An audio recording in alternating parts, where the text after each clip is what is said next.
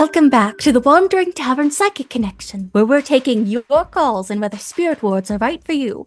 Caller, you're on. Hello? Hello, caller. How can we help you this evening? I run a business in the Wandering Tavern, Godspeed Gaming Hall, and the Day of Spirits is coming up. Do your spirit wards work on such a busy day for ghosts? Of course. In fact, a long-lasting spirit ward is powerful enough to be placed over the doorway to your business establishment, preventing spirits from entering so long as the ward is active. Oh, I don't know if I have enough ink for such a big ward. Could I use some spare paint or my wrinkle cream? Absolutely. Any medium will do. Just be sure that you have enough holy water to submerge your ward once you've spent the spell slots. For our listeners at home, our spirit ward kits come with all the materials you need to create your own spirit ward immediately. Fabric, drawing utensil, medium of your choice, and holy water. Pick up your sending stone and call now to receive an additional spirit ward kit, absolutely free.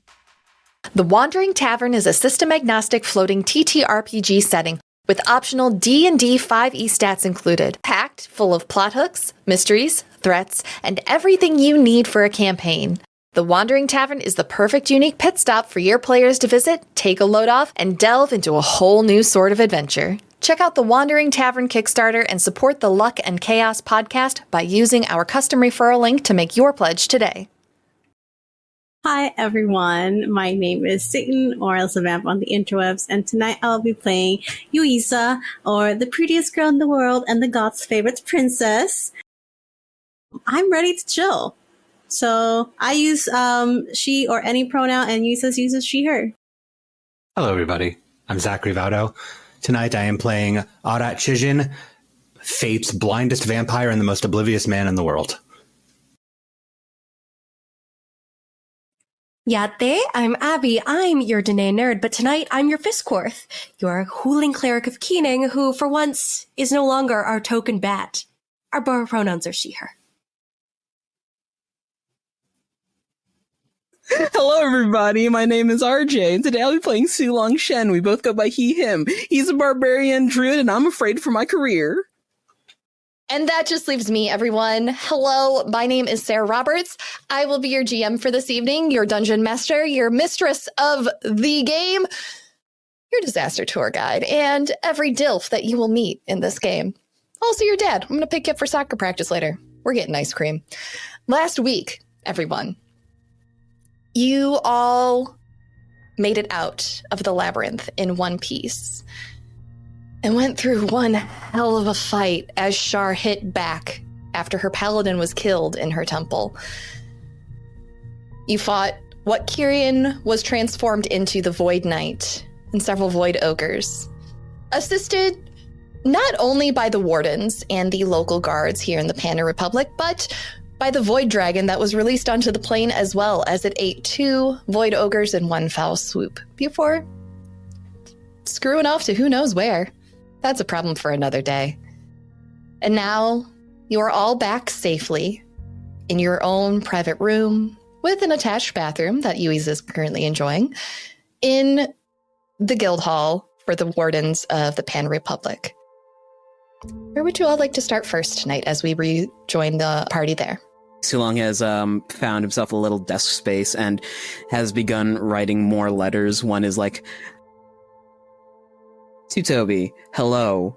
We have made it to the Panu Republic. Sorry for not sending more correspondence earlier. We got caught up in stuff. It proceeds to explain what's going on. Folds that away. To Nismat, sorry, we got caught up in stuff. It retells like his entire trip, but from more of a personal point, just like, it was a lot of shit happening all at once.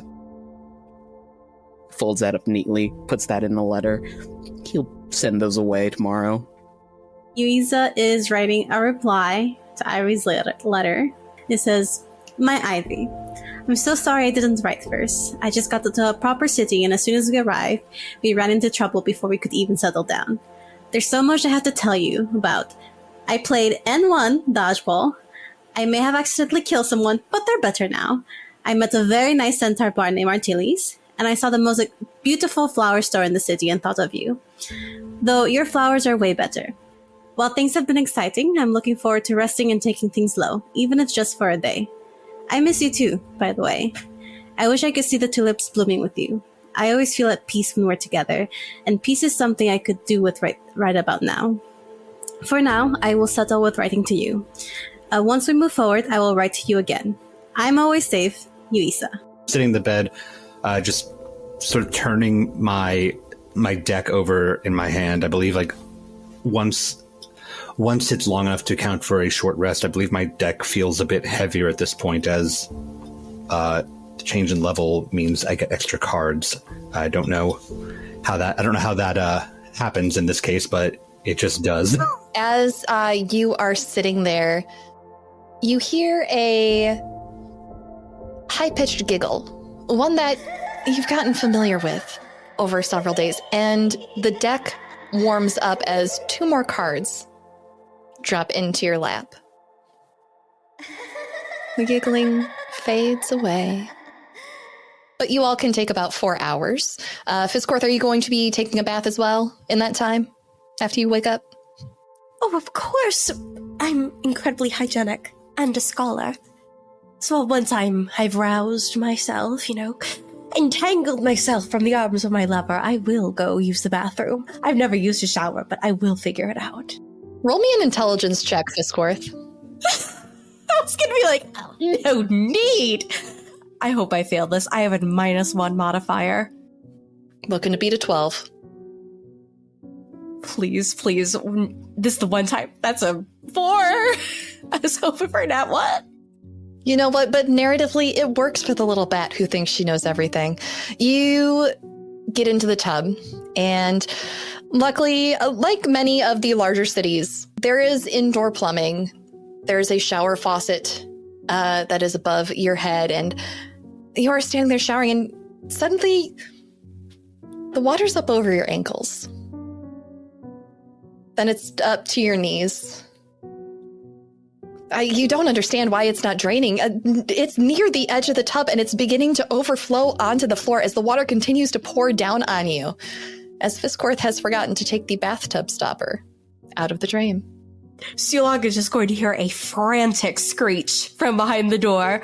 I don't believe there is a leak somewhere in the roof. It is going to flood. We are all drowned in this world. Help me. There is a shoulder check against the door because he heard the scream of panic, and given what we've just gone through, there is a shield in hand and like a wooden fist raised as he charges into that bathroom and goes, "Oh, I think you forgot the stopper." And What? Yeah, that is what I am trying to do. We must flee. We will drown. And she's like trying to get out of the tub, soaking wet. He'll reach into the tub, like just arm deep, and give that a few minutes. I'll go get a mop. Is that a death trap? Will I go down there as well? No, you're too big and the drain is too small. It's so fearsome. Fizz, as you watch the water drain from the tub, there's a rather intimidating little whirlpool that forms above that hole. It could definitely suck you in, little guy. It looks like the machinations of the aquatic hoolings. I must be wary. I will keep my eyes on that wretched trap. But yes, do your mopping, Sulong. You have done me a great service, my friend. Yeah, anything for you, Fizz. I like to think that Arat did not react at all because he heard like the tub filling up and the little splashing. So he just like had a heads up of, oh, no, okay. As your wife, how can you do that to me? I didn't get a chance. I thought you were taking a bath. Are you okay? There was a death trap in our bathing room, but I will keep my eyes on it. It will not falter under my vigilance. It will not have its prey tonight. Or ever. Do you need help? I don't believe so. Okay, I'm not saying if you believe so. I'm asking if you need it. Pop my little soaking wet head out of the bathroom, raise my little finger and say, "Fear not, I have all of this handled. I am a scholar after all," and pop back in, leaving a trail of water behind me. Good luck, don't drown. Don't put the thought in our head. But it's funny.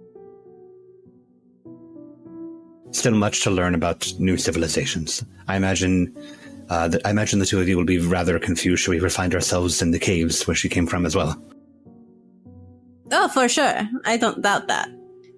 I'm sure it'll be funny to say things to me like that over there, but... Oh, by the way, Yuiza, could you just prestidigitate the rest of the wet spots? I'm gonna go return this. Oh. And she snaps her fingers.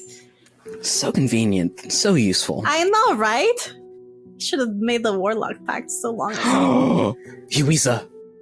I already told you about this. No, Yuiza, come here.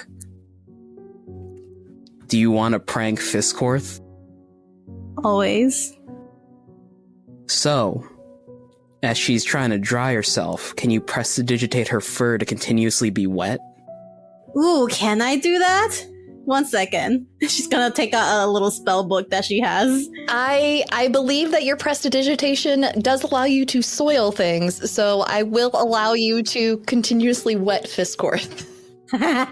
We used to do this prank back in Zara where if someone was showering in public, like, you know, after going to the beach, we would continuously pour hair care product onto their head as they're washing, so it continuously keeps on lathering.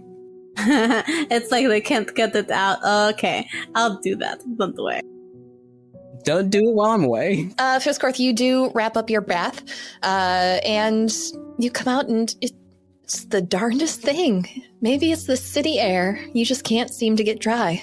Blading the drain, because I think it's the drain that's doing it. It's releasing foul vapors into the air. So, like, by the third time I'm walking out soaking wet, I'm like, I must deal with that wretched water hole and...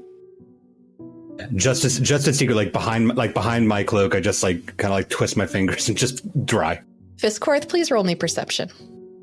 I got a +3. Surely it won't be that bad. That's a nat 1. You have no idea what's going on around you. It's the drain. I'm telling you, it's releasing vapors. Not good for your health, I tell you. Sulong isn't hiding it. He is trying his best to control his laughter. Like he's in the corner chuckling like a gremlin. Yeah, by the time I'm finally dry, I just look at Sulong, indignant. You know, had I not threatened that foul contraption in there, it would have had us all soaked, belogged. We would have gotten cave foot. Horrific, I tell you. You don't understand. You have to stand in the tub while it's draining so you dry faster. That's how they get you. You've been very brave. Drain. Thank you, my love. For someone's whose stomach is hurting so much, you're being very brave. Truly. I'm just gonna puff myself up, sit back in bed, and... You know, it's been quite the day, hasn't it? You need help getting dry? I can help you. No need. I am the most aerodynamic creature on this plane, and I am quite capable of drying myself. Observe, and with one big flap, I just blow air over myself. I'm gonna just prestidigitate dry at the exact same time, just sink it. There is a low 5 under the table towards Yuiza. Well, I'm going to go to the Cozy Rosie. Tilly's going to have a set, and I would like to be there, as I promised him I would be. Does any of you want to do any of you want to come with me? There we go. With all due respect, my dear, we were just assaulted by various creatures of the darkness and collapsed That's why I'm the gonna city go street. And doing all of that after? I needed at least a week's time to recover after that. I do as you must, but improbable. Go have your fun, Yuiza. You've earned it. Okay. Thank you. You guys have a good time resting. Don't overrest, it'll be bad for you, Fisscourth, especially on the surface. Sulong will turn to Arat and Fisscourth. So, y'all are just gonna be in here resting? Most likely, I think I've had enough interaction for at least a bit. All right. What was, well, yeah. I'm gonna take a walk around. Don't wait up. As I said to you, you enjoy yourself. Thank you. She's gonna head out with Sulong.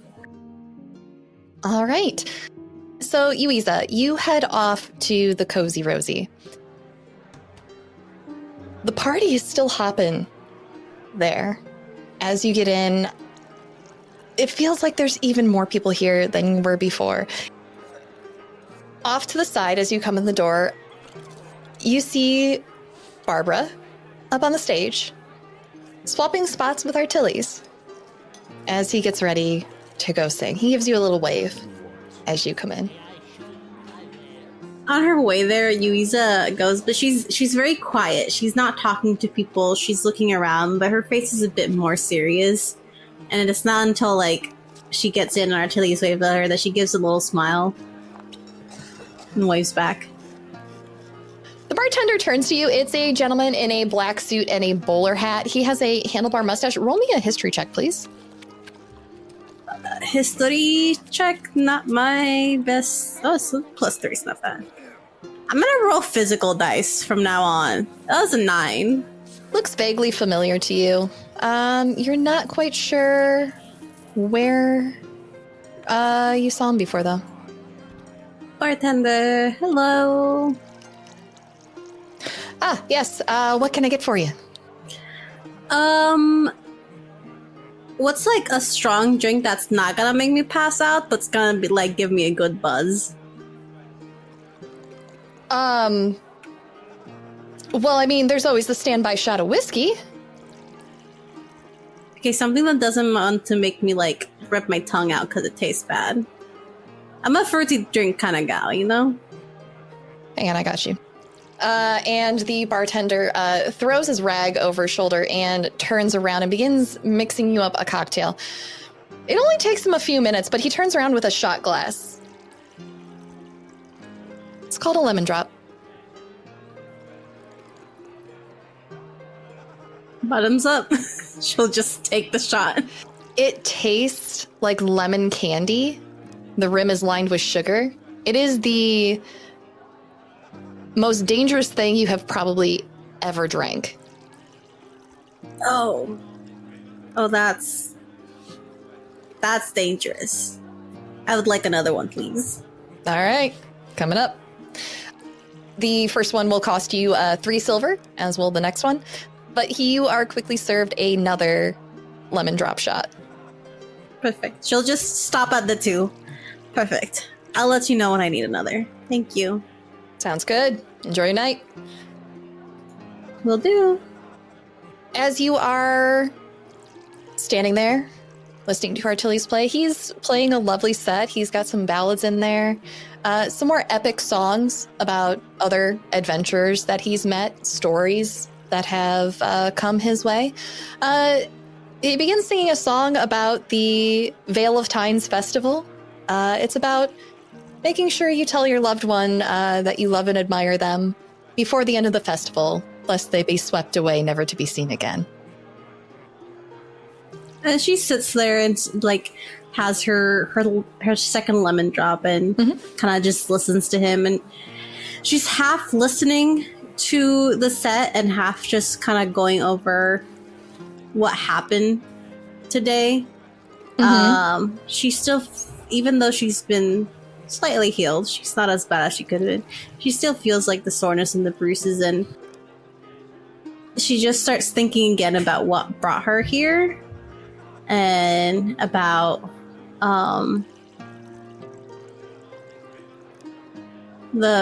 her father and the very sneaky shopkeep they stayed with, Arabelle. I think eventually kind of snaps out of it as like a set ends and there's applause, and she just applauds automatically. as you stand there leaning against the bar, there's a table of what appear to be town guards near you. They're all sitting, drinking, listening. It appears that they've recently gotten off of one of their shifts. Off to the side, there is another table full of patrons, also drinking, making merry. And you see Barbara off by the fireplace, chatting with a Furbolg gentleman. But as you sit and listen, let's shift over to see where Sulong went. Sulong, where are you going in town? It is not in town, it is more out of town.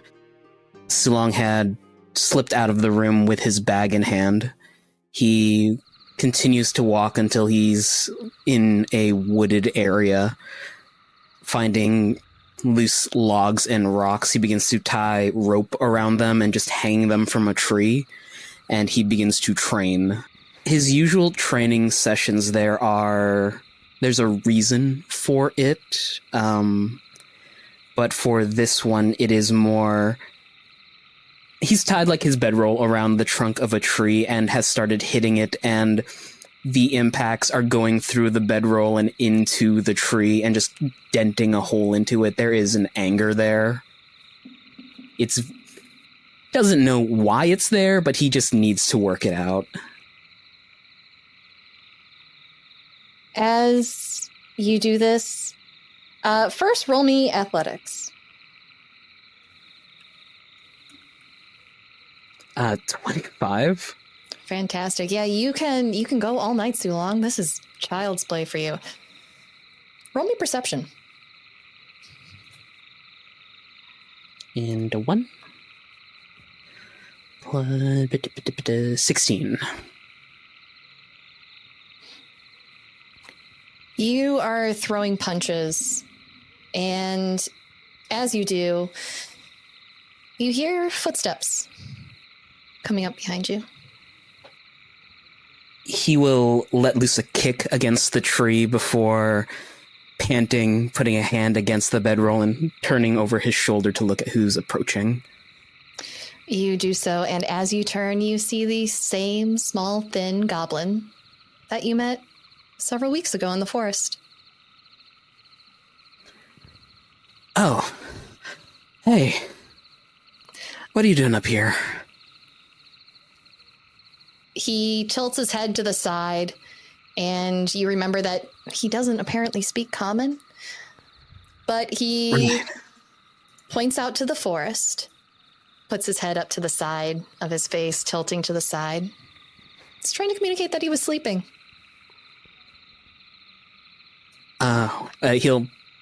Sulong will touch a hand to his chest and give like a bow as an apology. The little goblin nods their head and waves for you to follow them as they walk back into the forest. He'll hike his pack up over his shoulder and just quizzically head to follow. Man, if I get stabbed to death tonight, that'd just be icing on the cake. You follow him, not too far, definitely within an earshot. And there's a little camp with a little lean-to tent. A fire is going, and there is a small rabbit that's being roasted over it. He sits down next to the rabbit and pulls it off, still on the spit, breaks off a bit and holds it out to you. Because I have my pack on me, I'll actually expend a trail ration and halvesy it with the goblin. Okay. So we're not just eating meat, like hardtack and meat. Yeah. He will share a meal with you. What are Fisscourth and Arat up to? As a mated couple does, we're resting together. Yeah, I'm just sitting in the bed. I'm still just like feeling over the new cards and like getting a sense of how my deck is oriented at this point, and just in the midst of it, I'm just gonna ask, like, are you recovered from the experience, from the combat? Fisscourth, who's in the middle of grooming herself, which is very cat-like, just looks out from under her wing. Of course, my love. I've hearty and hale as I was born. Good.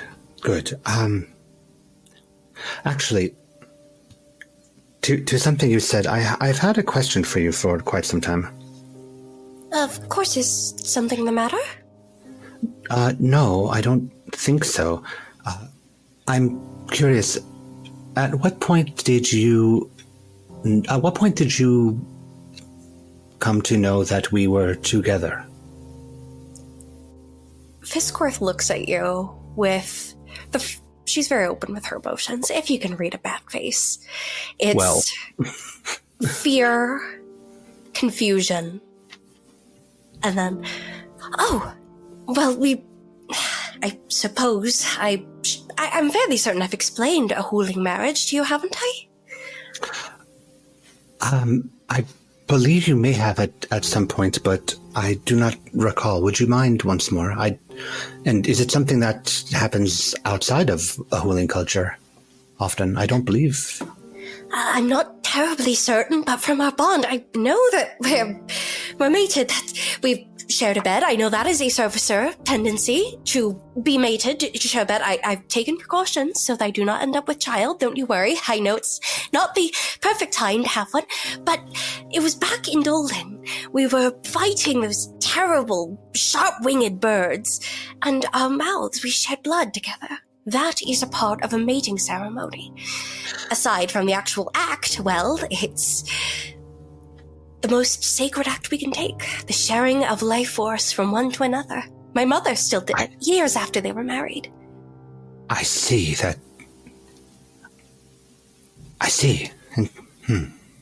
You haven't found fault with me, have you? No, I have not. Simply difference of worldview. Things progress differently amongst different cultures. That one is a bit new for me.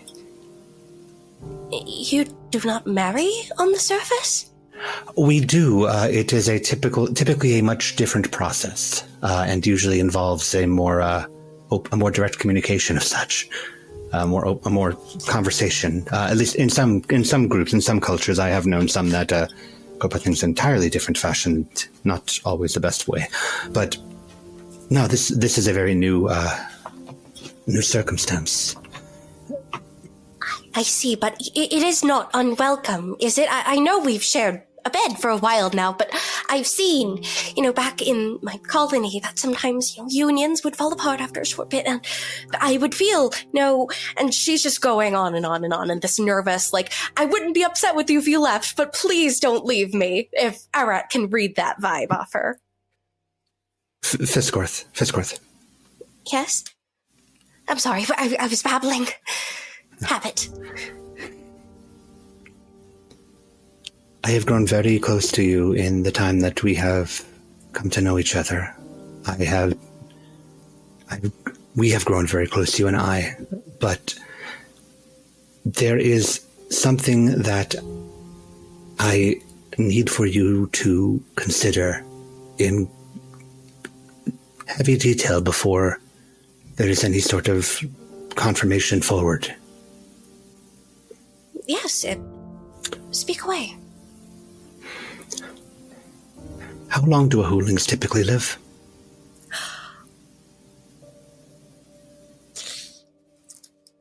Well, Well, I suppose I'm not a part of the chapel anymore, so I won't be swearing my life to the Blood Father once his ascension is complete. But a little shorter than humans. 60 service years? 60 passings of I'm not certain. A little shorter than humans, I believe. But we're of the same age. I'm 30 in years, as you recall.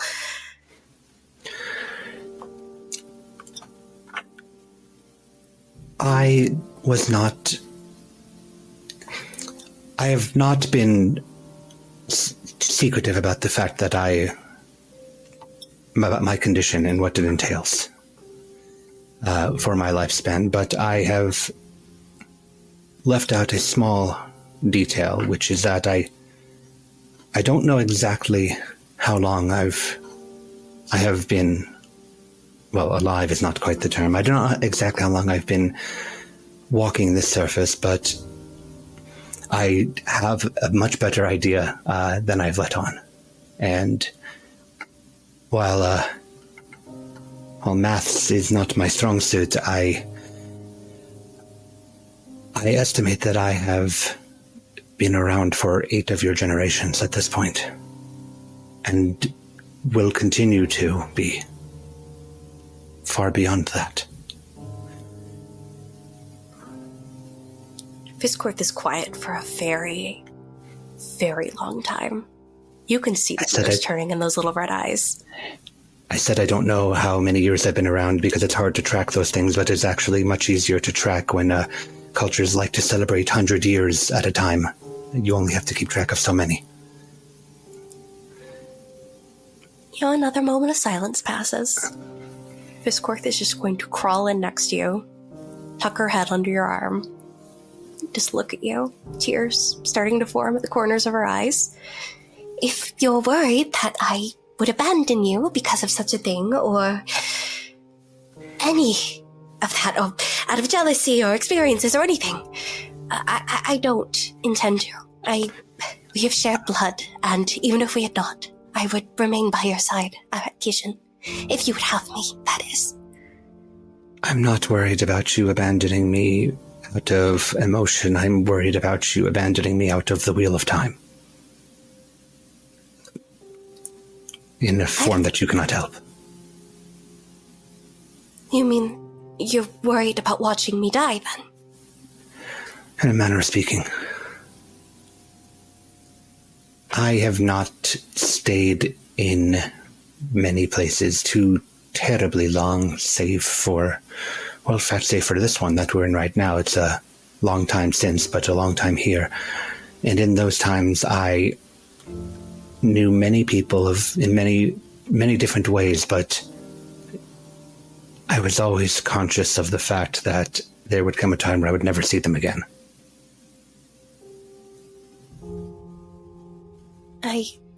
I see, and she pulls away just a little bit, getting a better look at Arat.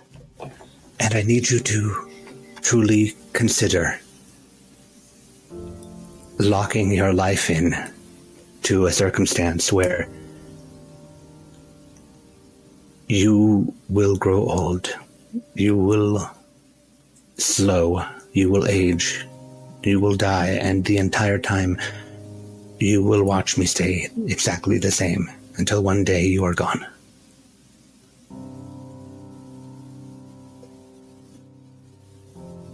I do love you, you know that, right? I have come to know that, yes. Then what an honor it is to watch my love never change.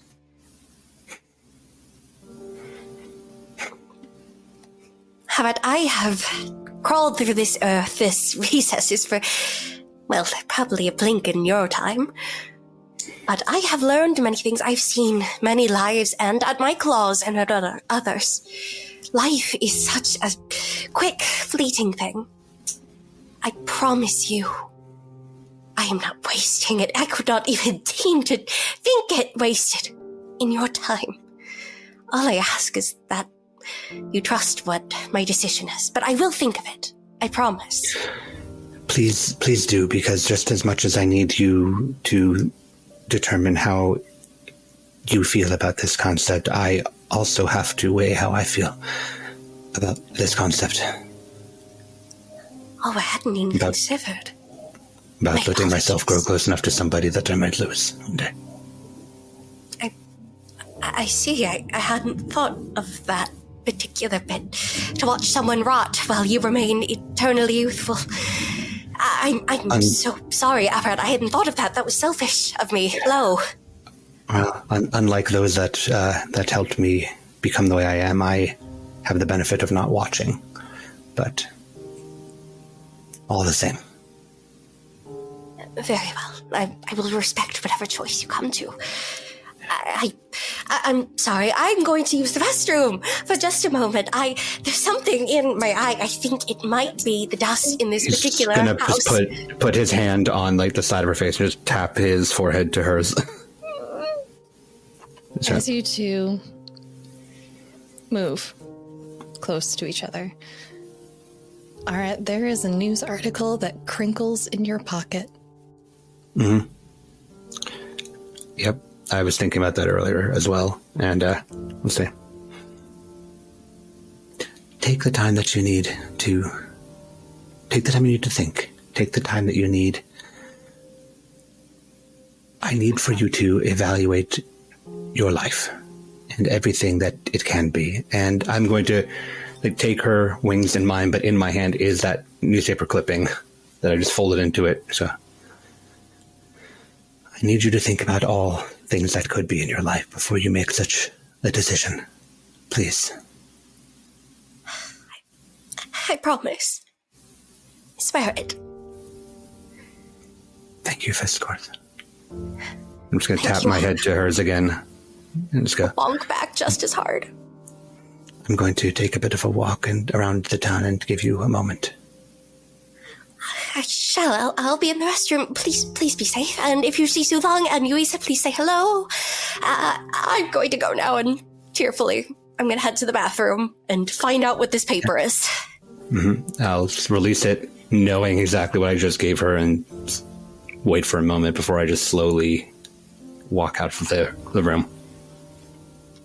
Fisscourth, as you go into the bathroom and read the paper, it's a worn pamphlet, probably well over a month old at this point.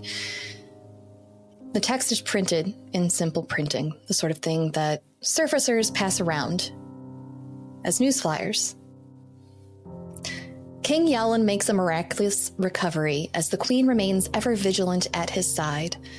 It is believed they will resume their duties before long. The Queen was noted as saying she looks forward to celebrating the anniversary of the King's coronation with the people. Further inquiry into the events planned were brushed off as the topic of conversation turned to the return of the Oracle Trologos to the Summer Castle, supporting the Queen's recent efforts to instate a more stable relationship with the Baroness of Anstead, a powerful seer in her own right. The Queen will be speaking to the Senate chamber on behalf of Anstead's Baroness following the recovery of her dear friend, Gillian Adela. Many have heard the harrowing tale of the bard's rise from simple romance author to the right hand of the Baroness of Anstead, following his harrowing escape from a vile and predatory cult lurking in the depths of the mountains. Brutal creatures, every one of them. Something must be done to protect the people from becoming victims like our beloved Adela. I will not rest until justice is served, the Baroness was quoted as saying. It is speculated that action will be taken to protect. The article cuts off. The second page of the pamphlet burned away. From there, let's shift back over to Yuiza. Yuiza. I have a lot of emotions. Yeah, we all do tonight. Yuiza, you are in the Cozy Rosie listening to Artilles wrap up his set. He's probably got 2 or 3 more songs left. Can you roll me a perception check? 15. Got +0, so 15 on the die. There's a large, flashy poster in one of the alcoves of the room that catches your eye. It's posted up on a notice board. She goes to it. Okay. As a song that's gentle and soothing plays in the background, you see on the board a pamphlet, or a large poster, printed in color, depicting 3 figures in noble poses. There is a bursting light pattern behind them, and it says, enlist today, protect the realm. It's advertising to become a unit of the Realm's Guard. There's a footnote that says that the Realm's Guard functions within the capital's military forces as their top-tier unit. The best of the best. Oh man, their armor glints like it does. And as you look at that, your eyes move over to what's next of it. as you see a wanted poster. Wanted. Preferably alive. The Grim Six and known associates. 10,000 gold reward. For crimes against the Republic, treason, and 3 counts of murder. There's another poster beneath it. But you recognize every face as the people you encountered, minus one who didn't seem to be at the camp.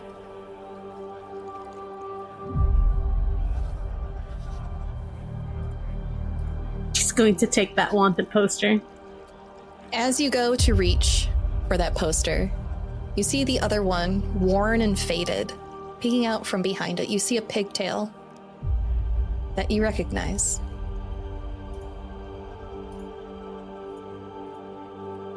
What does it say? Wanted dead or alive. 30,000 gold reward for murder and arson. Extremely dangerous. Approach with caution. As you see the faces of Connie and Euphoria. And that is where we are going to go to break, everybody. Thank you so much for joining us tonight. We will be back in about 10 minutes, so don't go nowhere unless it's to grab a drink, grab a friend, or go to hypegoblin.com to see the events tab for this and other shows like it on the channel. Hello? Are you there? It's Amelia. The secrets of the Wandering Tavern are coming for me. I know too much. And now, so will you. The Wandering Tavern is 15 layers of corruption, gambling, exotic restaurants, hotels, expansive workstations, and buzzing accommodations. Amongst these are 23 unique locations that range from lavish establishments down to the city's seedy underbelly.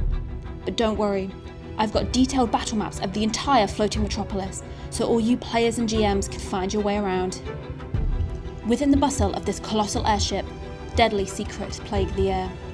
Luckily, I was able to collect scathing testimonies from over 30 NPC patrons and staff while evading the grasp of the ruthless Claw Militia. These testimonies were laced with 30 interconnected plot hooks. It all seems to be linked. The unsolved disappearance of the engineering team, the Claw Mafia's black market empire, the automaton mutiny brewing in the depth, and even the lingering spirits of the deceased. Oh, I didn't mention that. As the sun sets, shadowy forms seep from dark corners to materialize throughout the Wandering Tavern. Hold tight to your wards as spirits roam, looking for answers, a quiet conversation, or their next victim. But don't despair. There's still plenty to enjoy if you become marooned here. I've eaten sensational food, found a myriad of powerful items, won games of chance, and delighted in the tavern's vibrant festivities. However, if you do need a quick getaway, there are 6 unique plug-and-play airships with more than 50 parts and stations to facilitate your escape. The Wandering Tavern can be an entire campaign setting, or simply dropped into your current world. I'm so glad to have been able to collaborate with some of our favourite creators, who have kindly gifted me with many add-ons and trinkets to expand your adventure even further. So, climb aboard, if you dare. Back the Wandering Tavern Kickstarter, out now.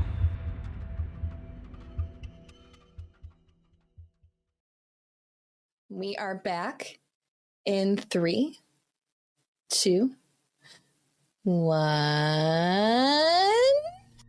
Last we left off, Yuiza had just discovered something about potential enemies that you made in the forest.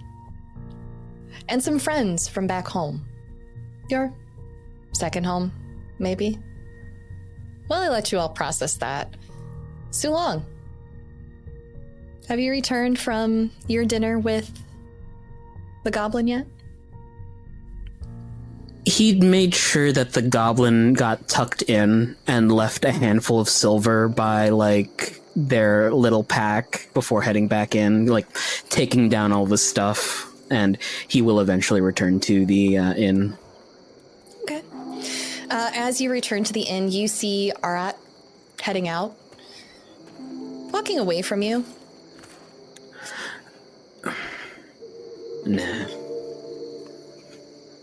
He looks like he's busy. Yeah. For Arat, he looks like he's in a glower mood. A little bit blue. You walk into the Warden's Guild Hall, and you hear from the back of the hall Windig recounting to someone in an office in the back what exactly happened in town today. Talking about what went on with you all.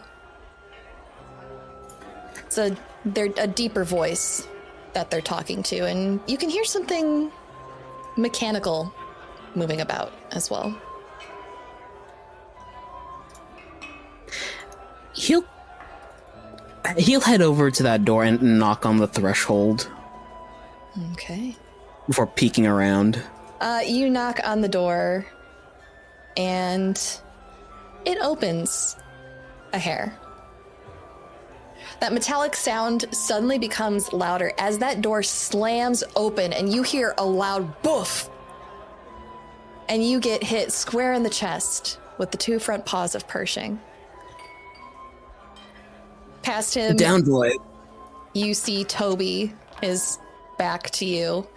Windig's back to you as well. They sit on a couch talking to a gentleman who's behind the desk. His dreads are pulled back tightly behind his head. He wears silver and tan armor. There is a dusty red coat and cloak over his shoulders.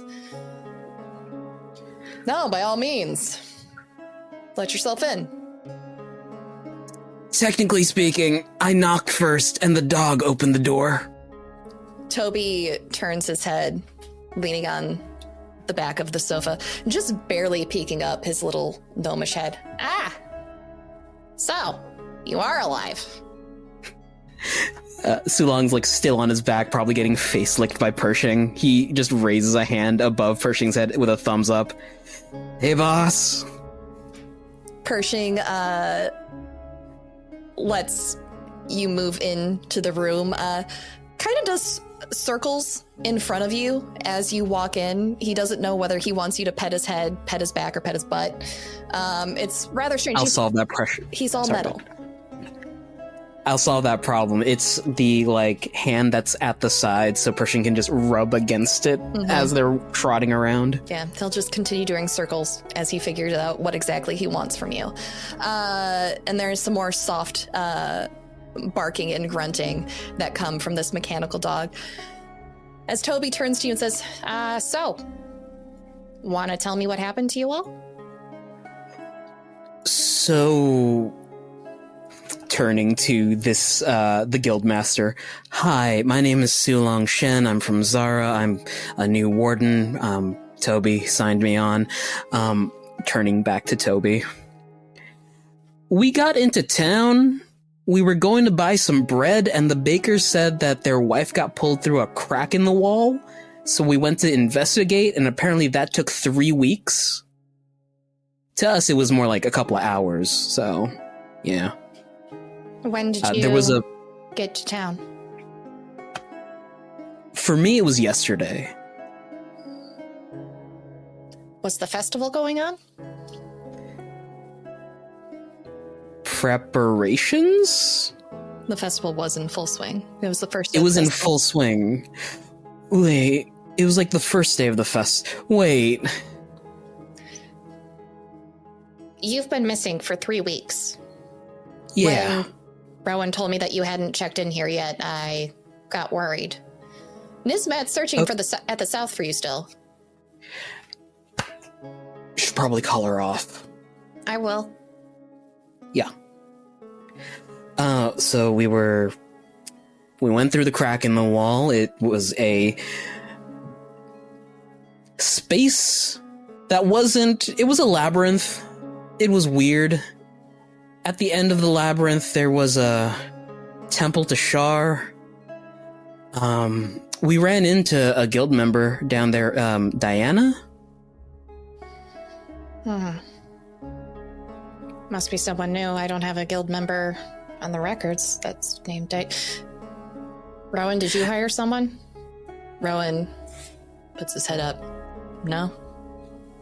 No one recently. Last one was Nelslip. Came out of the Feywild 6 months ago. That they said they've been down there for about a year. There was a temple to Shar in the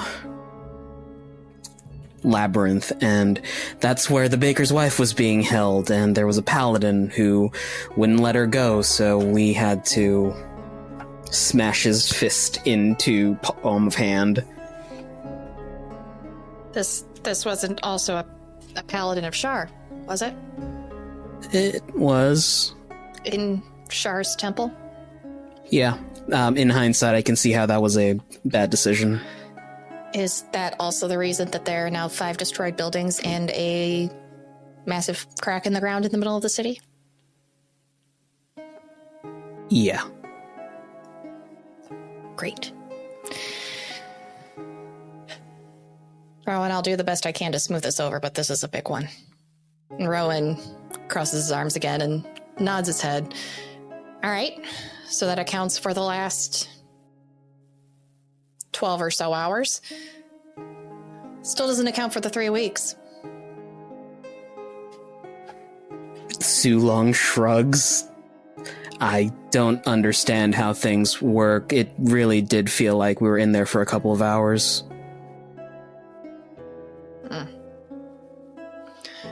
All right. I'll do the best I can to smooth it over with a couple senators. In the meantime, just try not to knock down any more buildings while you're in town. Yeah. Thanks. Now, if you'll excuse us, Rowan, Windig, and I have some other business to talk about. Thank you for your time. And sorry again, deeply. Gone. Pershing follows after you. He doesn't need to be there for the meeting. You just hear big cane corso paws padding behind you. All right, boy. I'm gonna drop my stuff off, and then we can head to the back of the building, and I'll throw a stick all you want. There's not a thought behind those mechanical eyes. Yeah. So as you go to do that and play with Pershing for a bit, where's Arat walking to? He doesn't actually know. He is just walking. If you deem it so, I think he might wind up eventually towards the main palace, since he knows that that's where the Oracle is supposed to be, that he's supposed to meet with. But if that doesn't happen today, then he's going literally anywhere. He is not directioned right now. Yeah, no, you can definitely walk towards there. You're not going to be able to get in without an invitation. So that would be something that you would have to arrange with them in advance. This late in the day, it's definitely not somewhere you can get into today. They do have certain days of the week where they meet with people. However, if you do talk to any of the posted guards that are outside, they'll tell you that you can either submit an application to enter the palace on one of the days that the court is receiving guests. They do take, usually twice a month, there are days where people come in and speak to whatever they have to talk to about the king or queen or other court dignitaries. It's a big event. It lasts all day. It's the most efficient way for them to handle the amount of requests that the palace gets on a day-to-day basis. If you would prefer to do it in a more informal setting, there is also in 3 days going to be a Senate meeting. It's not guaranteed that the Oracle will be there.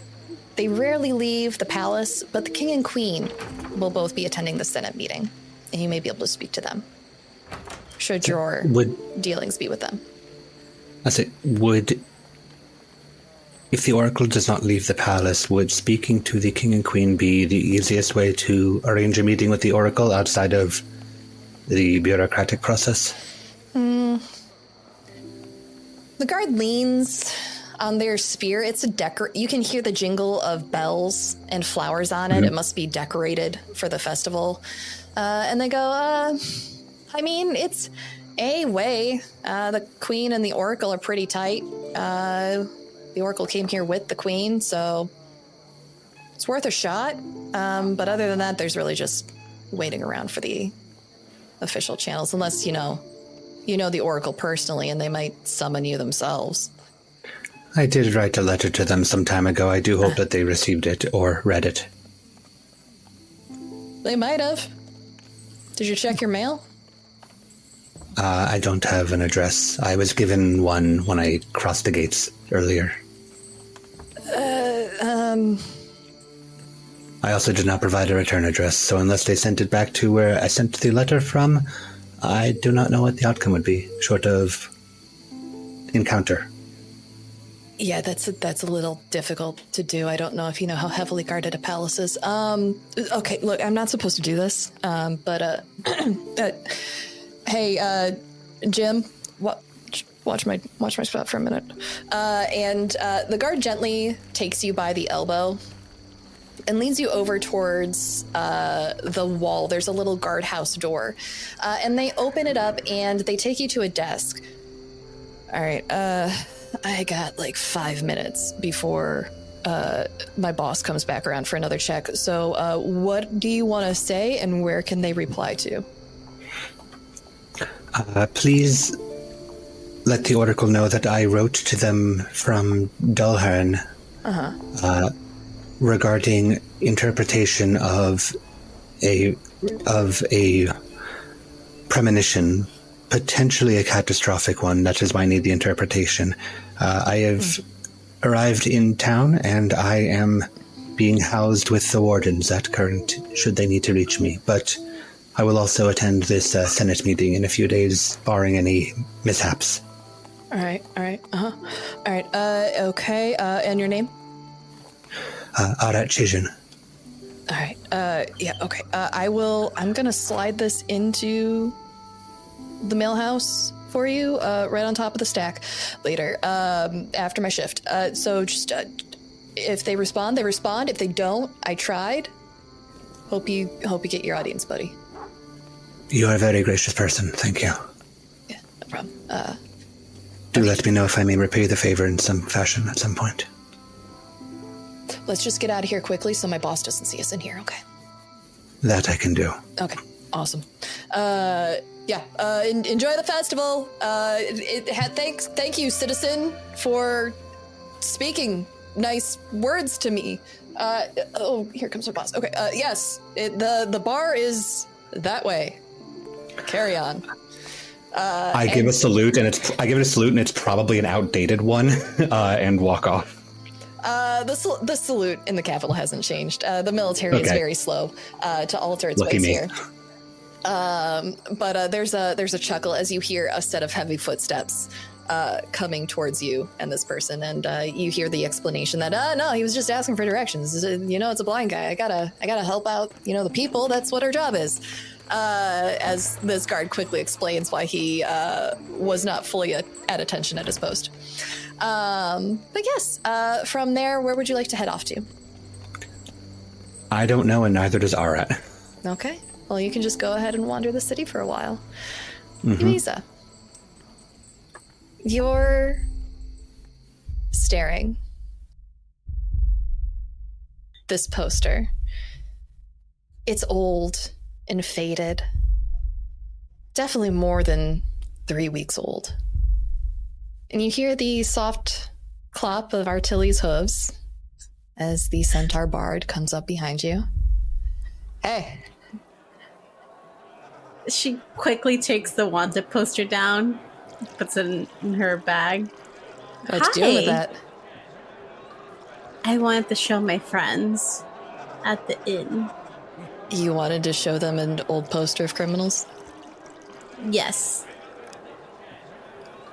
I mean, if that's what you're into, cool. It's a whole thing between us, don't worry about it. Gotcha. So, what'd you think of the set? It was amazing. I love the heroic tells, but I will say I did have a soft spot for the ballads. Yeah, I'm really good at those. And he flexes a little bit. His shirt is really tight on his arms. He looks really good. He smells great. He probably got cleaned up right before he came in here. So, what you been up to?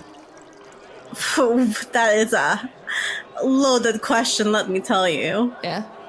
I came in to the city after the little inn at the road. I left you flowers. Did you receive the flowers? I did. Yeah. Yeah, I got them. I'm glad. Did you like them? I did. Yeah, they're back in my room. I didn't want them to get, knocked over or anything. For sure. I'm glad you like them. So, we came in here, and then we, went to a bunch of places. I got to meet with somebody else later, business talk. And then we went to the baker, right? And he's like, oh, no, my wife's been missing. Whatever. And we're like, no, we'll help. And we went through a crack in the wall.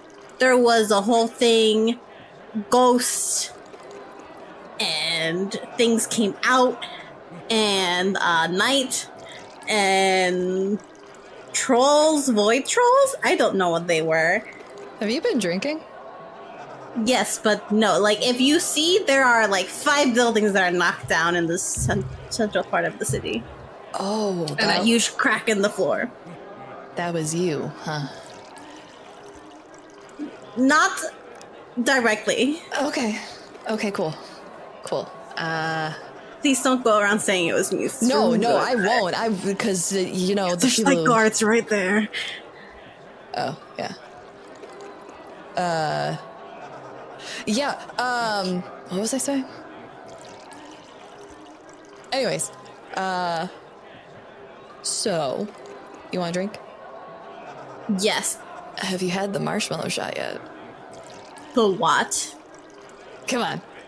You gotta try this. 2 marshmallow shots, please. And he orders you both marshmallow shots. It tastes like a s'mores, but liquid. There's a little graham cracker crust around the rim. How does this even happen? How do you condense the flavor of a s'more into... It doesn't even taste like alcohol. That's dangerous. I told you, right? That's really good. Have you had the gummy bear yet? No. You've had a gummy bear before, right? Like an actual like a candy? No. Okay, we're going to the candy store next. I wasn't allowed to have a lot of sugar as a kid. I believe that. Your muscles look great in that shirt, by the way. Thanks. I try. 2 gummy bear shots, please. And he orders you 2 more gummy bear shots and then takes you out to one of the local candy stores to buy you an assortment of candy. Oh my god. Man after my own heart. From there, let's swap back over to our sad little bat in the bathroom. Fisscourth. How you doing, buddy?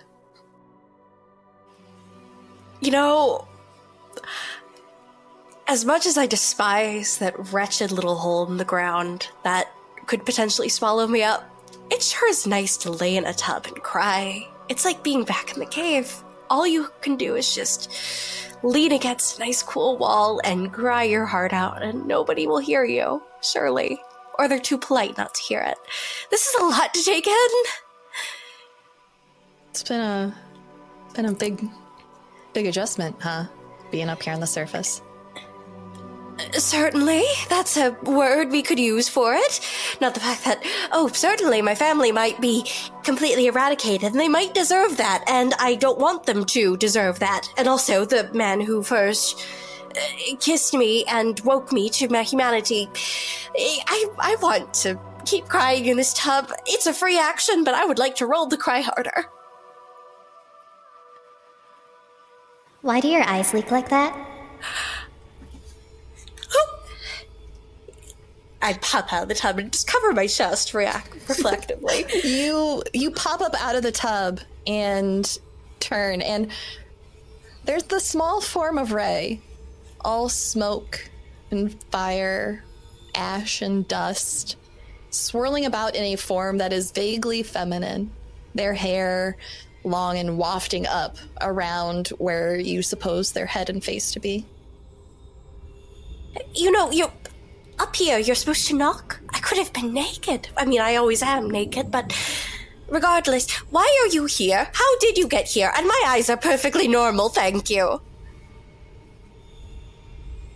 What's naked? Nude, without clothing. But why, you haven't answered my question, strange child. I'm not a child. Person, then. How did I'm you not get sure into I'm this that room? either. I came to see Arat. And you. And the tall, funny one. And Yuiza. Oh, yes. I'm afraid you've come at a rather poor time. And I, do my best to wipe my tears up, just as any drunk white girl in the tub does. Arat's gone for a walk, and Sulong and Yuiza are out about doing their own things. I could entertain you for a bit until they come back, I suppose. Okay. What does that mean? Have fun. Here, watch this, and just for fun, and maybe out of curiosity to see if I can still do it, I'm going to take my amulet and see if I can just channel a little bit of spiritual energy to make the eyes glow. Okay. Go ahead and roll religion. Hey, are you there, God? It's me, Fiona. Let's see how this goes. I got a +2. It can't be... That's an 8 for a 10.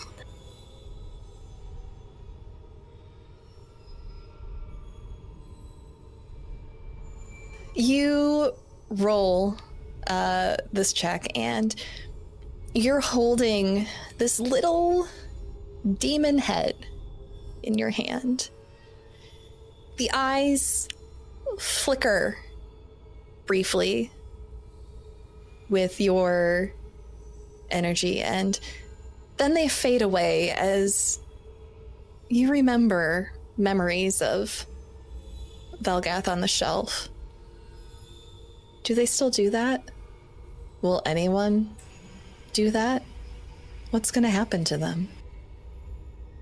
And then there's Is killing all of them going to awaken him? Jeez. And then there's a small... What was supposed to happen? Sorry, lost in thought, you see. So this is an amulet of Vulgath. He is the demon from the Blood War that my kind was spawned from, or at least my particular sect. I'm learning. It's been an eventful week, my dear. I don't have much up my sleeve, so to speak. It was supposed to glow. I suppose I've lost my connection with my god. Oh. I can do that. Look. As Ray says that, there is a light that shines from within them, near their chest, and travels down their arms until there's 2 orbs of light glowing above their hands. This is what I used to send Arat cards. So, it's a bit like how Vulgath sends visions to his... Can I touch them? Is it dangerous? Is it like a slot? What's a slot?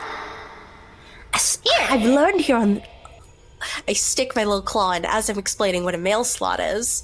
And I've only seen it used for love letters. It was so strange. What does it feel like? You put your hand into this warm orange orb of light, and it feels like sunlight. It feels warm and inviting, but the glow doesn't hurt your eyes. And as you do this, Arat, can you roll me perception? 18. Arat, as you're wandering the streets, you feel the same warmth that you feel in your hands and your fingertips every time you receive a new card. But this time it travels up your arms and settles into your chest. You don't receive any new cards, though.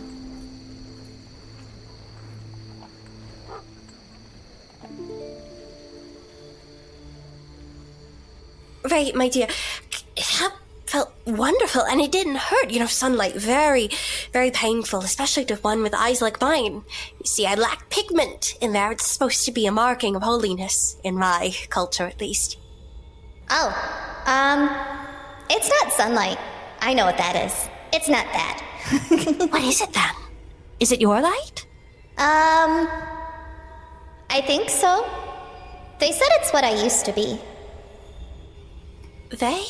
Your parents? No, the other ones. Back home. Sulong saw some of them. I'm just gonna look around the room. Other ones? More like you, then?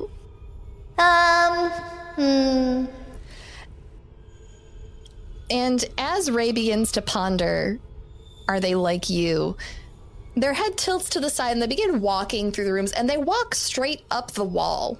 Same way Arat does, until they're on the ceiling where they sit cross-legged, looking back down at you, their hair floating out above their head. Some of them are like me, but I'm also unique. It's why I'm not supposed to come here. I'm not supposed to talk to Arat. I see. Well, between you and I, it'll be a secret, and... Actually, DM, have I heard of creatures like this at all in my studies? Roll me religion.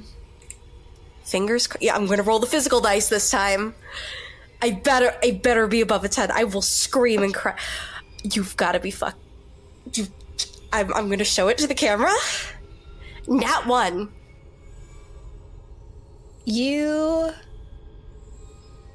put a few things together. The energy you felt was divine energy, but you're not sure what sort of being Ray could be. There are thousands of things that Ray could be. You've ruled out Angel. She's never shown to have wings. And you've ruled out Cherub. She doesn't run around in a diaper. But you're not quite sure.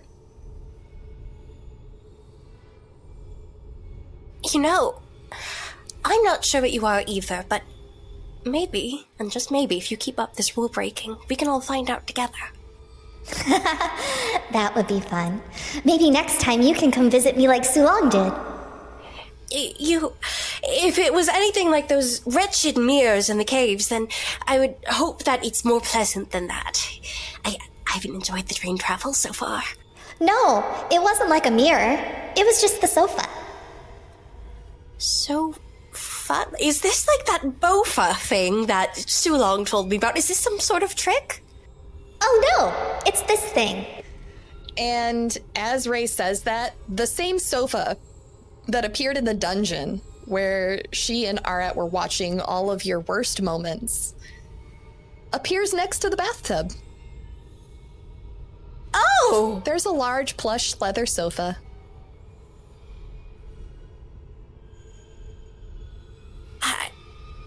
Can you make that go away? It's going to be difficult to get out of the tub, but yes, that is the sofa I have heard of.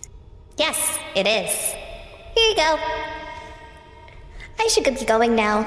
Is Arat gonna be back soon? I can wait for maybe... 10 more sniffs. 10 more sniffs? I've never heard... I'm not sure he'll be back in that time, but I can leave a message for him, perhaps? Okay, tell him that I hope he got the cards, and that I'll see him again real soon, but I can already hear them calling, so I can't stay much longer. And I'm sorry. All right. They're calling you? Uh-huh. I can hear them. Oh, they're mad. I should go. Bye! And very well. Pop and a quick flash of light. Ray is gone once again. Arat, you feel that warmth that has been within your chest settle and then fade away as you walk the streets. It lasted for 5-10 minutes. Come, nurse.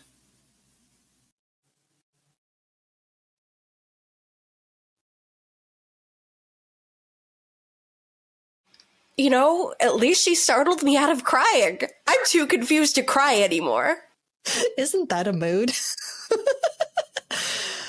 With that, Sulong, did you have something to say? Oh, I was gonna say, as Ray pops out of existence, the door opens and Sulong kind of peeks their head in. Were you casting spells in here? Give me. I'm indecent. No, I wasn't. Are you okay? Have you been crying? No, I have no idea. I'll give you that inclination. I was in the tub for a very long time. I battled the drain. Very ferocious. Where were you? Just walking around. There is a moment of pause where Sulong, he walks over and places a gentle hand on Fisscourth's shoulder. Was it a messy breakup? What? No, the tub is still apart. What are you talking about? You're crying. Arat had left without you. I thought that you guys... What? No, we're still very much mated, but I suppose we did have a discussion about how that might change in the future. Did I ever tell you about the first person who told me not to eat your kind? I believe you've mentioned them in passing. A bard, right? Yes, Jillian. It just so happens that he's much closer than I expected, and I think Arat, in his rather roundabout way, wants me to at least consider my options before committing to him. But the thing is, we've been married in Hooling culture. We've shared blood. We've lain together. I've prevented a child, of course. I wouldn't put any of that on all of you, but... You've had a what? Aborticates. You know, when two servicers share a bed, they lay next to each other, and that creates a child. You can't go upside down. That's not how you mate properly. Pershing? I'm sorry, but I can't throw that stick for you. Can you head back to Toby? Pershing takes the stick that he's been laying on the floor gnawing on, and there's a loud roof as he heads down the stairs. He doesn't seem upset. Come, sit, talk with me. I have something to explain to you about how topsiders reproduce, and I have a book just for this occasion. It's about birds and bees. Oh, I've read books about both of those species, yes, and one on lovemaking, but there's so much about rods and whatnot. I didn't think we would need that particular equipment. Oh, I think that comes prepackaged with the plan. What do you mean? Shifting back over to Yuiza. Yuiza, you and Artilles walk out of one of the many, apparently, candy stores that are available here. There are chocolatiers, there are candy makers, there are people who specialize just in taffy. But you have a armful each of an assortment of candy to try. Where would you like to take it? Is there a park? There are. There are many green spaces throughout the city. The city is very densely populated, but they do the best they can to still have access to nature. After all, druids wouldn't have it any other way. And there's a lovely park. That's just maybe a 5-minute walk for you to get to. It's one of the larger ones. You pass a few smaller on the way, but this one's larger. It's a little more towards the outskirts of the city. It's a little quieter here. People here are a little sleepier. It's starting to get a little late. It's probably around 11 o'clock, 10-ish, somewhere in there. So there aren't the rowdy bars that you left behind over here. It's a nice spot. You find a bench near a tree. Artilles sits next to you on the ground. Well, I can see why my parents and my family did not want me to have like so much sugar when I was a kid, honestly. This is great though. Yeah, it is. Just, you did eat dinner, right? Am I in trouble if I say no? No, you just might want to slow down on that bag of taffy because you're gonna end up with one hell of a stomachache. Oh. There's probably a go lot of get sugar some. in liquor too, yeah, so. Yeah. Yeah, there was. Oh, God. I'm going to regret tonight. I won't. Stop! Okay. I don't think I will either, but you know, maybe a tummy ache I might regret later, but you know. We'll hit one of the late night vendors and get a real greasy burger or sandwich or something for you. You'll be And fine. I had a friend that was really into sandwiches. Yeah? Yeah, apparently they went everywhere and like had the best sandwiches and rated them. I think you two would get along actually. Oh, yeah? Yeah, he also has like, you know, he's really into like physical appearance as well, and he likes talking to people about their muscles and like their regimen and stuff like that, Okay. and comparing. Yeah, he's a tiefling, super cool. Nice. Yeah, Yeah, I'd love to meet him. but yeah, his name's Pascal. He's super cool. He loves food. Like he's not fun, but he's super cool. I think you'll like him. I'd love to meet him. Yeah, you should one day. But yeah, I mean, thank you so much for coming out with me. I had a bad day. It was a lot. Well, is there anything else I can do to make it better? I feel like this is a trick question. No. Is there something you need? Like, you have a place to stay, right? Like, I do, yeah. You know, I'd really like a hug. I think I would really like a hug. Yuiza, you don't have to ask for that. And he leans in and puts both his arms around you and gives you a tight squeeze. Gonna hug him back and she's just gonna stay there for as long as she can. And she just kind of lays her cheek against his shoulder for a while. Look, I'm not trying to, like, monopolize your time. I know you got your friends and you're traveling and stuff, but, do you want to just go back to my place, grab some food on the way? You don't have to stay the night, just it's quiet and you can, like, decompress. Whatever. I've got books. You like books, right? I do. Okay, thank I am a slow reader, though. They're not big books. I didn't think so. Hey, wait a second. And on that... Arat. How you doing, buddy? Processing whatever that feeling was. Yeah. Still don't know. Just going to slow walk back towards the wardens. Okay. Yeah. At this point, just getting a sense of the city that I have not been in for over a century. Yeah. You walk the city. It's strange. There are buildings that are very much the same, others that are completely different. You walk by a tailor shop at one point that you swore could have been a bookseller.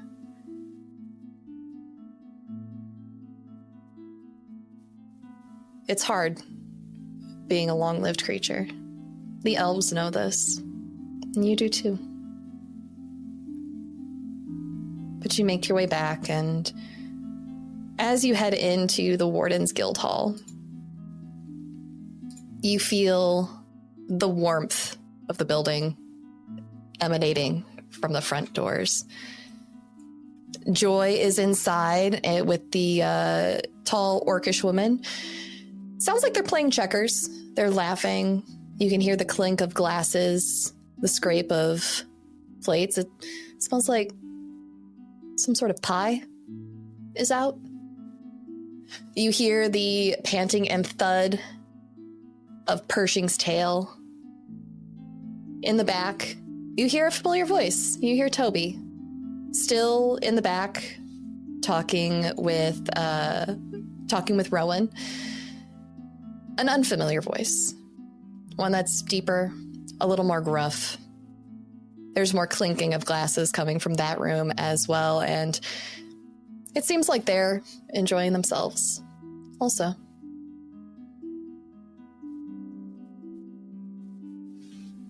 I just take note of everything around me. I'm still like weighing it against the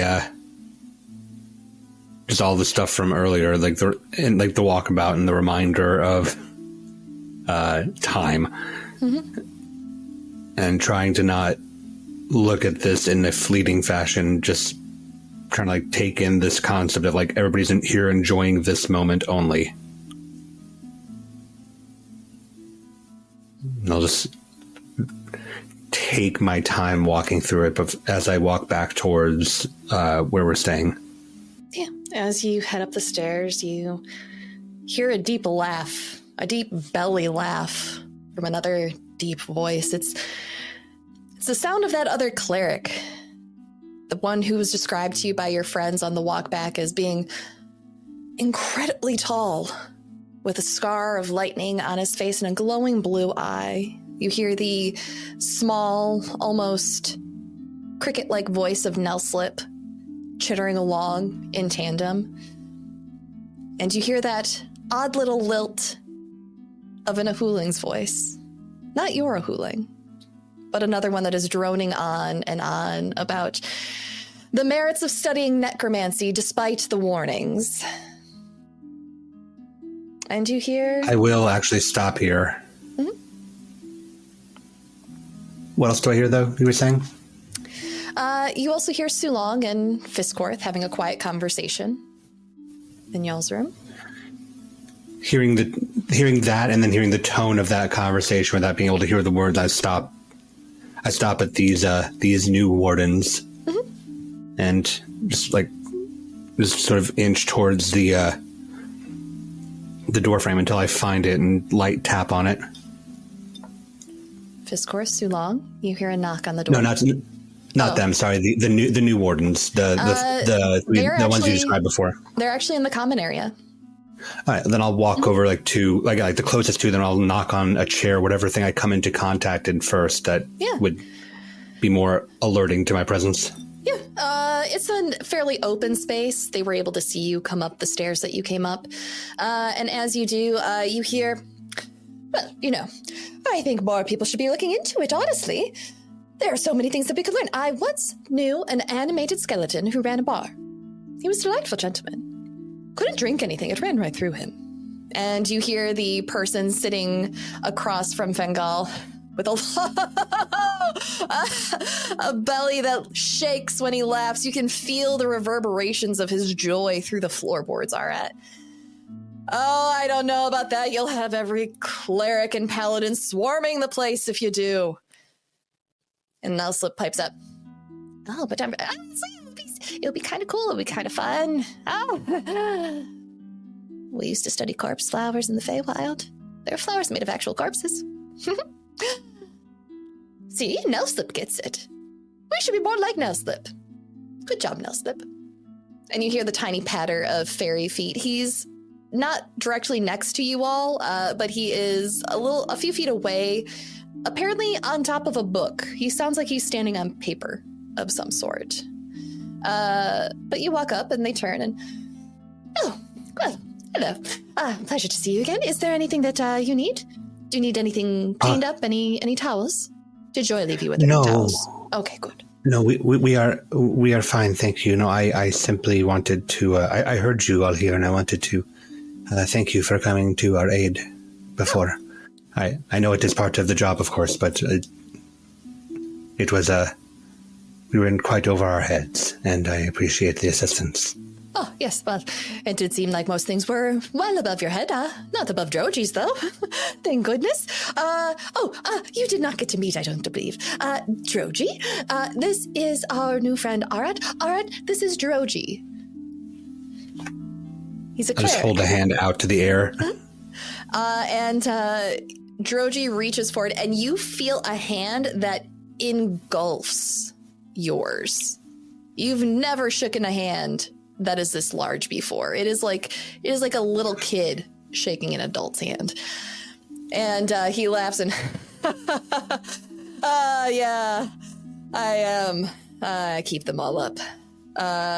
So what do? Do you feel like talking shop? If not, we can talk about something else. I don't have a good bedside manner, but I can keep you alive in a fight. That's much appreciated. I believe that I heard my companions are in the middle of something, so certainly whatever you wish. Yeah. Well, Fingal here was just trying to tell us about the study of the necromancy arts and how everyone should be doing it these days. Next thing you know, we'll have the Lich King at our door, and it's just it's going to snowball, one thing after another. No, well, I don't really believe that, but I think we could do it ethically and sustainably, and, people could donate their bodies to do it.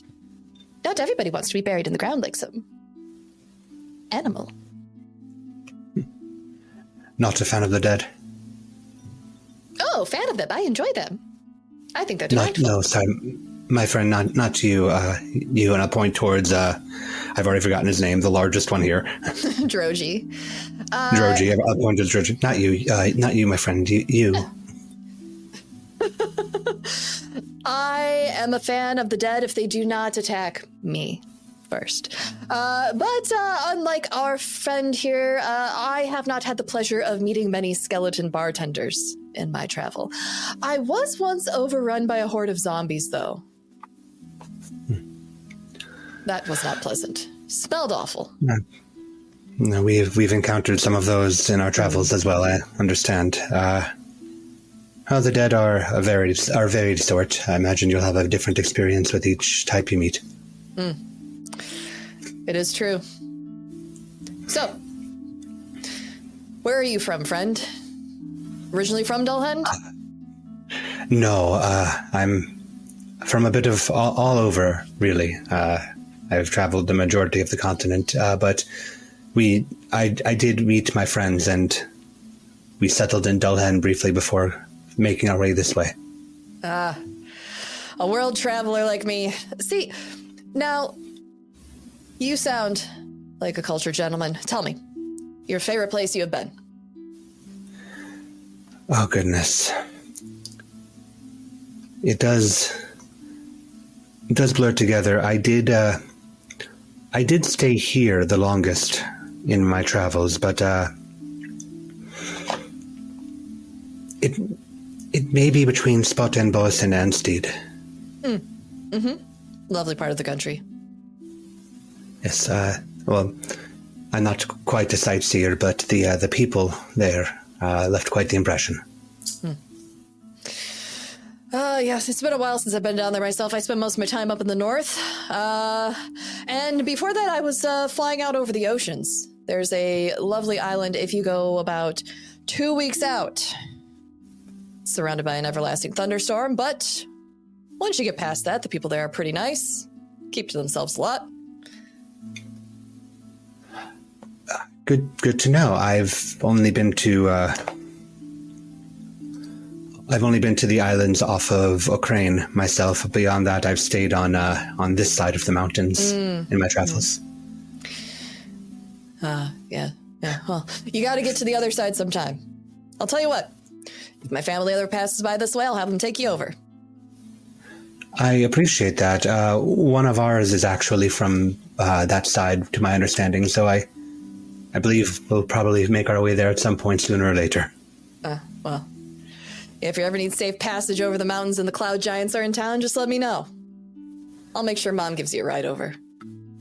I appreciate that. Forgive me for being so direct. Is that why you are quite possibly the largest man I've ever met? And the floor once again shakes. Yeah, Yep. That would be why. Don't worry, I get it all the time. Fascinating. I wonder what it must be like to experience things the way that you do. Well, I have to worry about altitude sickness more than most. That's a tall joke. Well, I crouch through doors a lot. People don't get in my way. And I can hit things pretty damn hard. It's not too bad. It given you the life that you wanted, though. Do you find yourself feeling that you don't fit in most places? Not so much physically, but you know what I mean. Or is it simply the way things are? Oh. I suppose it's simply the way things are. I never think about it much. That's good. That's good. It's not often that people will directly accept the way things are. Leave things to fate in life. I respect that. And you hear the flutter of little wings as Nelslip comes over and perches nearby and says, he wouldn't know trouble if it bit him in the butt. People are okay. I imagine. It all depends on where you go. I imagine he wouldn't feel it either. But you are correct. Everywhere is different. When I first came here, someone nearly ran me over with their cart. And then a horse. And then I figured out what a road was. You two are learning the ways of this world, like another of my companions. The tall the one with that the scales? is no, the one that is most like you, and I gesture towards where I've heard the hooling to be. Oh, really? Yes. Well, it is rather She's interesting that they're from a cave. Isn't that what they said? Yes, she is rather new to the surface side. Well, From what I understand, there are many different types of a hooling. She has mostly told us about her types and the water types. I suppose it stands to reason there'd be many others. oh, yes. Well, a hooling are as varied as any other species on the planet. Of course. My cousin married an if aquatic it's not- hooling. Fabulous Oh. gentleman. I'm sure that is another world-altering view that she would love to hear at some point. What? Oh, my goodness. Well, I should enjoy talking to her sometime. Now, if you'll excuse me, I'm going to get back to my notes. I have a presentation to prepare for. I wish you all the luck in the world for that, and once again, thank you all. I'm going to see if my companions are finished and able to be rejoined. Oh, It's truly a pleasure to meet you all. pleasure to meet you as well. And the luck is not needed. I'm a fabulous scholar.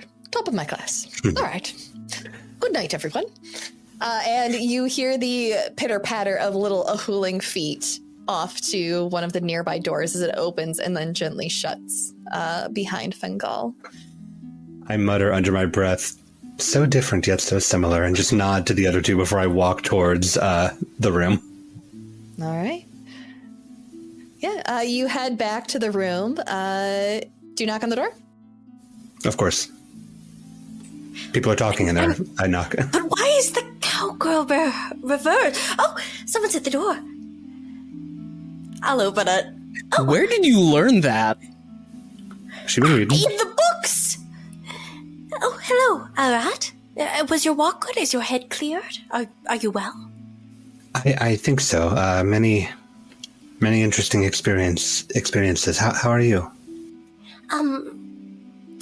I could be better, but I'm breathing and I'm here with the people I care for the most. Oh, and Ray came by. She saw me nude, but we had a discussion, an interesting one, and she wanted me to pass a message on. That is a lot of information at once.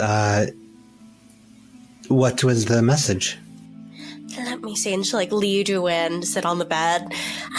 She hoped that you got the cards. that you are doing well. She'll see you quite soon, and she's sorry. I'm not sure where the apology came from, but it seemed important to pass on. Interesting. I did receive new cards. I felt them just a bit ago. I was getting a sense of them. Yeah, she has these small balls of sunlight that she can produce, that she sends them through.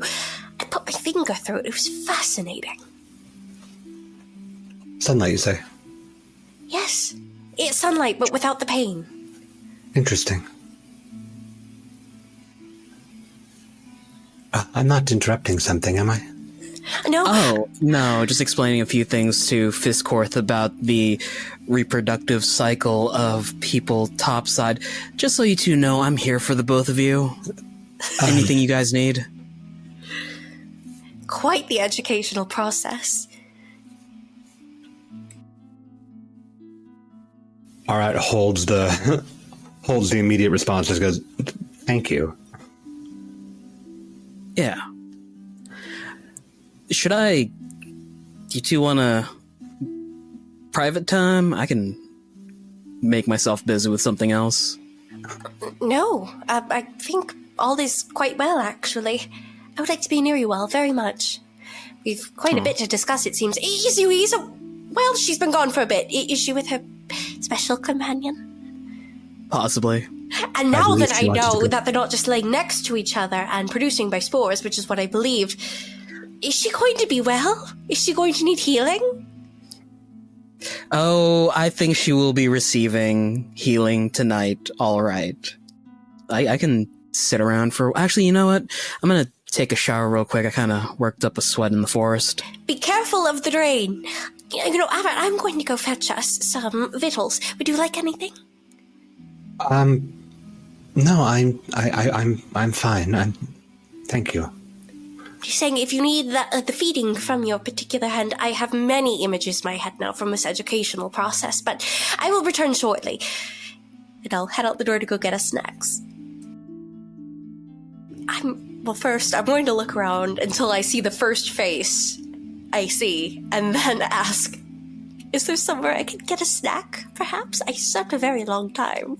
Fisscourth, as you walk out, if you walk to the first people you see, those would probably be the people in the common area of the second floor. You see Droji, the large half-cloud giant, and Nelslip, the tiny fairy. They are currently deep in conversation, but they both look up and at the same time say to you in unison, downstairs and to the right. Thank you, and it was quite lovely meeting you as well. Thank you for the assistance earlier. Don't worry about it. It's a pleasure to have another little hooling in the house. Oh, one day I hope I can fly on my own just like you guys do. So cool. We'll probably help. We could probably lift you both by an arm and take you to the skies. Oh, you couldn't lift me even if you wanted to. Droji laughs and his full belly shakes. And you feel, just as Arat did, you feel the vibrations through the floor, Fisscourth, as this man laughs. It's almost like a crack of thunder comes from his chest. I'm gonna go, to where the snacks are. I'm gonna make this fabulous cultural thing I've learned about. It's called I believe it's pronounced the charcuterie board. You head downstairs, and as you go down the stairs, you hear the familiar voice of Toby in the back office, just as the others did. You hear the thump of Pershing's tail and the mechanical huffing that comes from the mechanical cane corso. You hear him talking and drinking with another deeper, gruff voice that you're not familiar with. That is off behind, like when you come down the stairs, there's like a hallway behind the stairs that's coming from that direction. If you go off to the right, is the kitchens, and you can easily find some meats and cheeses, some fruits, pickles. Ooh, some pickled radish. I'm getting real fancy. I'm putting an apricot. I'm not sure what that is, but I'll take it. And I'll walk back with my plate and I'll just pop my head into where I hear the voices saying, "It's good to see you again, Toby. Hello." Hello, Fisscourth. How are you? Quite well. It's been quite the eventful day. I've made a charcuterie board. Would you like some? I would love some. Did you say did you say charcuterie? Yes, I'm aware that common is a very, what is the word, hibernated language.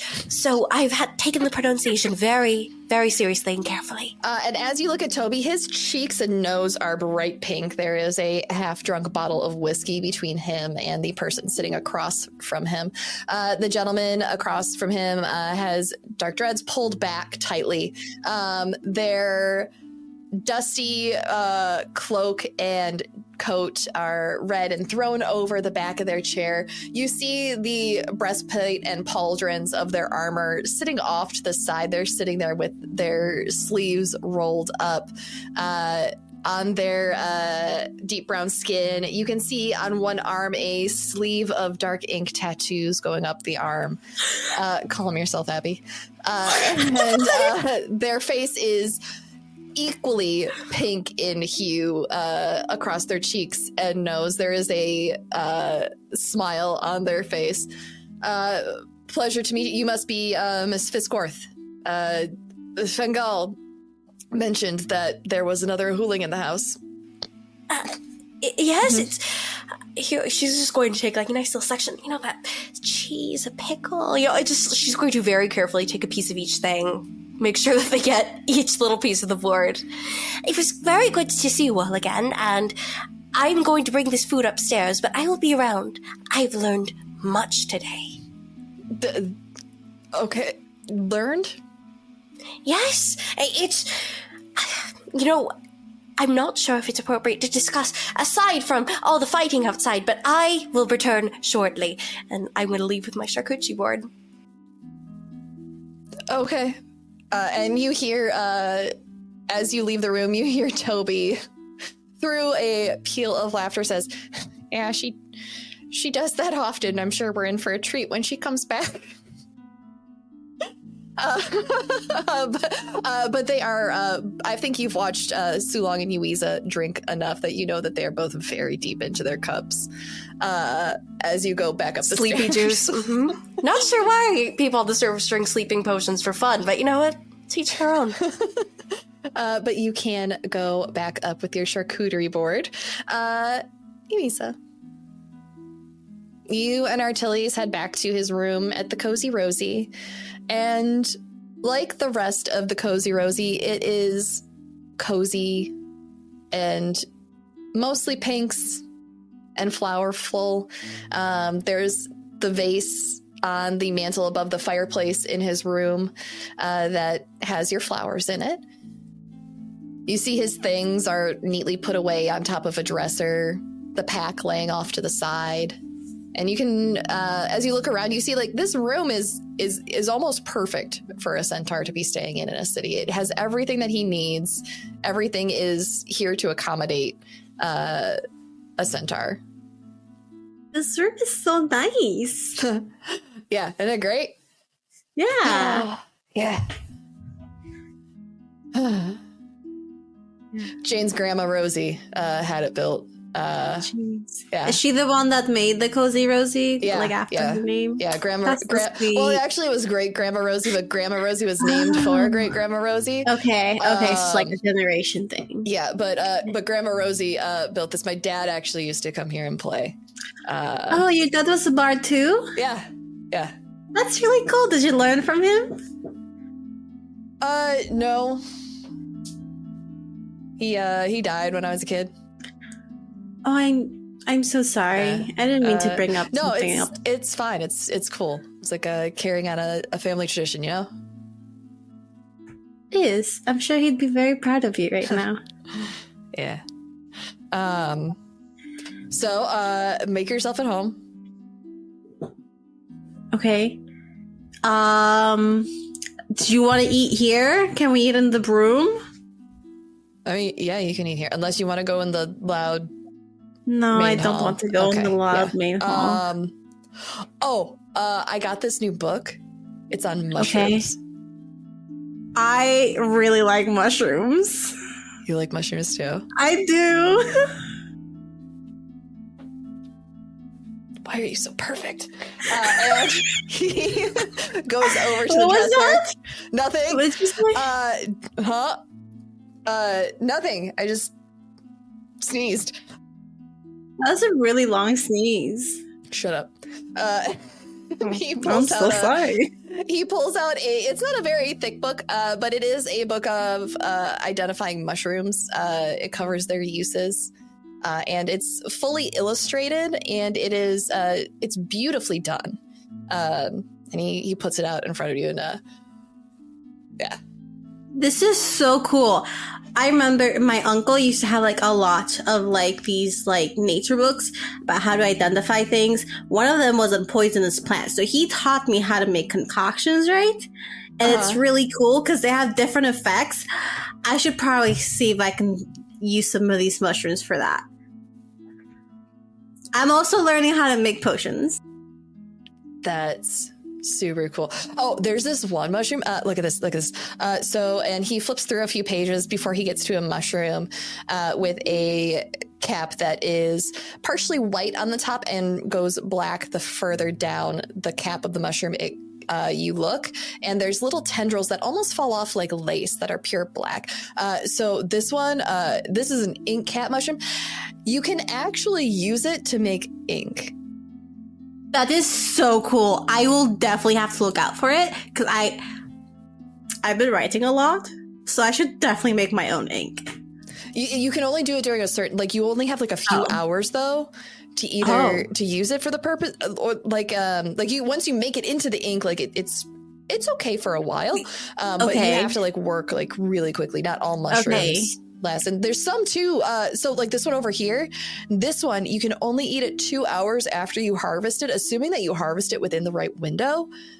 Okay. Otherwise, you're gonna have a really bad day afterwards.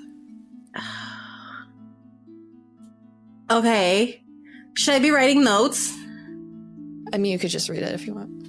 I could read it to you if you want to eat. Then. I would love to. You have a really lovely voice. Yeah, I do. You should come by the bard school with me. There's a bard school? I'm not a bard, though. Well, I mean, you can like. I've never really been to school. You've never been to. You didn't go to a school? Not like officially. She looks like super embarrassed. All right, well, you should totally go with me then. It's the oldest bard school on the continent. It was like that's like really freaking old. Yeah. It's what the whole city was essentially built around. That's really cool. We should go. We should definitely go. I think that'd be really cool. You know, you should, if you like old stuff, you should go to my home. It's the Nortini Islands. They're super cool. They have some really cool also. There's this temple that's like, it's in like little archipelago, like on the backside of the island. And it's like where all the spiritual stuff happens. And it's like, we don't even know how old it is. Like, we don't even know like when it was created. That's how old it is. When do you want to go? I don't know. That's you're doing your travel. Sorry, I didn't. I just assumed it's actually work. It's not like. But we should definitely go. Yeah. I think it'd be nice. I think you'll find a lot of inspiration for your songs. Oh, actually, she goes to her bag and pulls out her journal and says, I have pictures that I drew. Do you want to see them? Yeah, I do. Actually, I drew you in here. Do you want to see that? You drew me. I did. You're really pretty. All right, let's see if you got my nose right. And she'll flip open and she'll see that there are drawings of him. Of when they spent that night together, of him sleeping. Like, I hope it's not creepy, but like I couldn't sleep for a while, and you looked like they're really pretty. Yuiza, you look up to say that to him, and he's not even looking at the pictures. He's looking at you.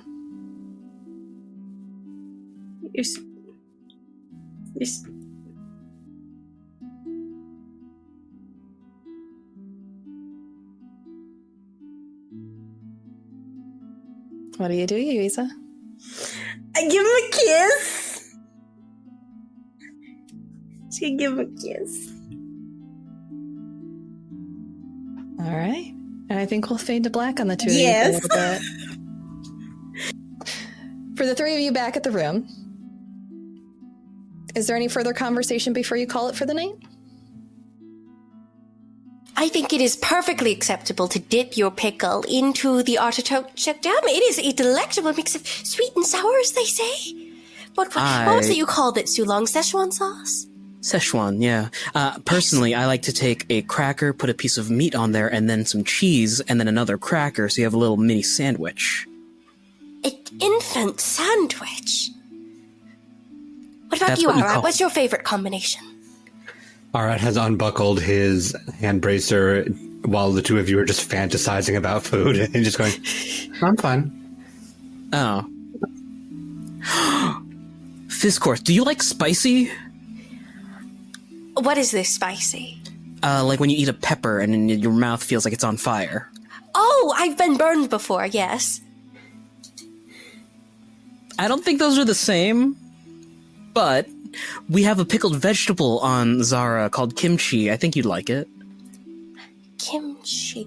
It sounds beautiful, and I cannot wait to sample it one day. Yeah. I'll be honest, I wonder if I can taste that, if it is as strong as you say. It's pretty pungent, depending on who makes it. By the by, I saw Toby earlier. I heard him, yes. Yes, he was quite red when I saw him. Oh, good. I kind of explained the situation to him, why we were gone for 3 weeks. I will be honest, I did not realize that we were supposed to check in. I thought that we were leaving and with indeterminate time frame. But I'm glad to know this for going forward. I did promise Nismet I would write, and probably my sister wrote into the guild and asked for an update or something. But yeah, it's good. We'll know now. The guildmaster here, Rowan? Was that the name I caught? Rowan? Or Rowan? Okay. Rowan. He gave me that disapproving dad look, and, well, yeah. Well, probably because his introduction to you is us felling a quarter of the town. I'm exaggerating, but a good portion of buildings. Yeah. What an entrance, right? I mean, I'm sort of used to it at this point, I suppose. We don't tell people we're wardens, we get in trouble. We tell people we're wardens, we get in trouble. It's kind of a theme. Clearly. Well, I will say it seems that perhaps the thought on wardens is a bit more fluid than we were led to believe coming in, as the wardens and the city guard came in together to fend off those creatures. Yeah, I guess it's just... blink, blink. Maybe it is just regionalized. We'll learn. We learn as we go to places. We should check in at warden stations. Well, no, because then those places would be closed. What am I talking about? Munch, munch, munch, munch, munch. We will see the ones that aren't closed and we'll check in there. You know that image of the bat with its mouth full of banana? That's Fisscourth, but with mini sandwiches at the moment. She's Scooby-Dooing this. So, what do we do now? Well, there were things we wanted to do in the city, but... Alright, you wanted to see a friend? I'm not sure. Not a friend, the oracle of the city. I believe their name was mentioned in the article. I sent correspondence to them when we were in Dulhern when I had my premonition. Not heard anything, of course, but I didn't exactly have an address. So I put in word with the palace guard, and if I am not reached out to in 3 days' time, I will possibly attend Senate to see if I can ask the Queen directly. That seems terribly important, and quite frankly, it would be nice to have the assistance of an oracle hunting down our current quarry. That'd be rather helpful, but I was a bit more concerned with the sounds of screaming and chaos that I had heard in my premonition. Vision, right? Okay. Yeah, that too. This was some time ago. We have had quite a few things happen. It's understandable. No, yeah, I'm catching up now. I'm picking up what you're putting down. Yes, this was rather early in our friendship. But no, it would be when one oracle cannot decipher something. It is always helpful to have another. I'm just hoping it's not an end of the world thing. Do oracles have like a convention or anything where they all gather once per year for like a big summit, or is it just like they each do their own thing? Well, if there is one, I haven't been invited, and I'm self-conscious too long. Oh, I'm sorry. I'm That's joking. very rude of them. I think you're a fine oracle. They wouldn't invite me in the first place. Well, couldn't they just send you visions? Not like that!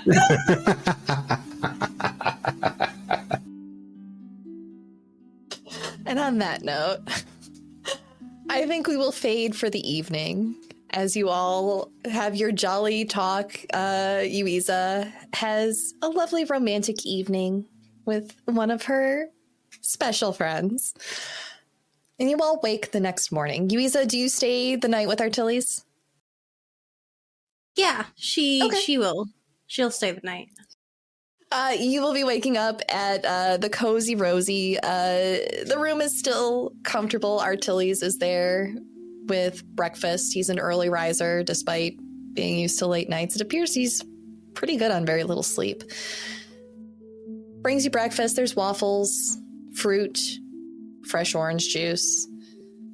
The rest of you wake up at the guild hall to a loud clamoring that is happening downstairs as Droji is singing loudly at the top of his lungs with Nelslip fluttering nearby his head as they're singing some bawdy drinking songs at sunrise o'clock in the morning, scrambling eggs for everyone in the guild hall. It appears that as you all wake up, they're having a bit of their own fun as the rest of the hall is hungover.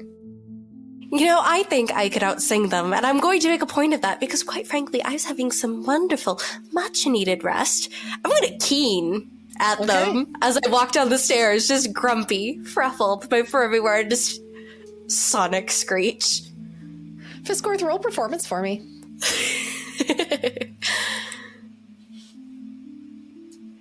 13? 13. All right. One moment, please. I did not have this character up in front of me. Everyone says, Abby, use your physical dice. I'm a masochist. I want to see how much my body can take.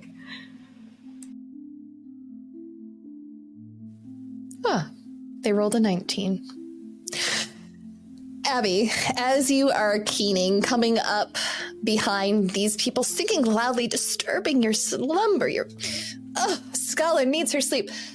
Fengal comes up behind you and harmonizes with you perfectly. Oh my god. Oh, it's been a year. It feels like it's been years. Like, I'll turn around, continuing to keen. Let's up the octave a little bit. Let's add some vibrato in there. They match you perfectly as the two of you begin keening and screeching. Arat, yowzas, it's loud for you. I'm still in bed and I can hear this. Yeah, you can hear it loud and clear, pal.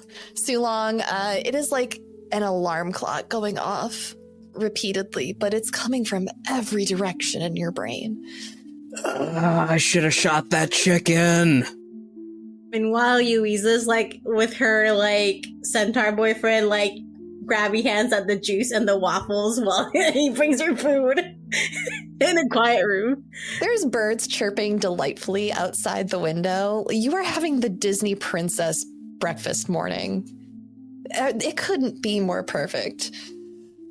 You're so amazing, Artelis. This is super nice.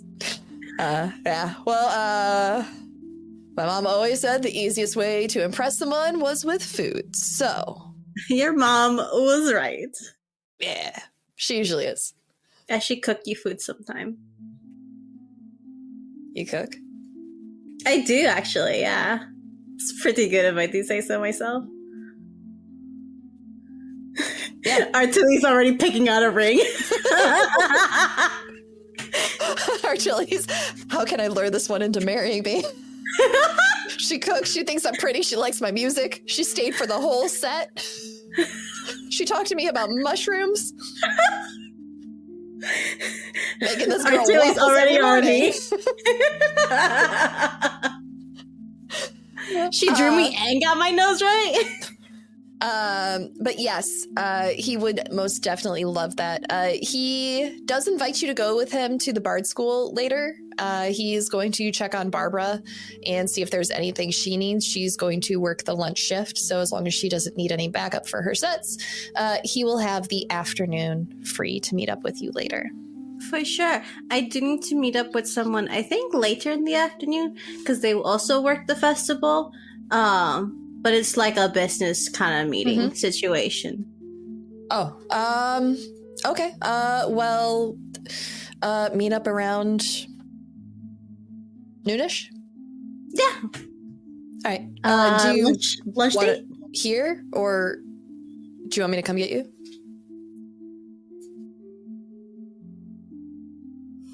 I'm trying to debate on what would be the less embarrassing option. Do I want it to, as a player, what's more, you know what? You can meet me. I don't know if you know this. I'm part of the Wardens.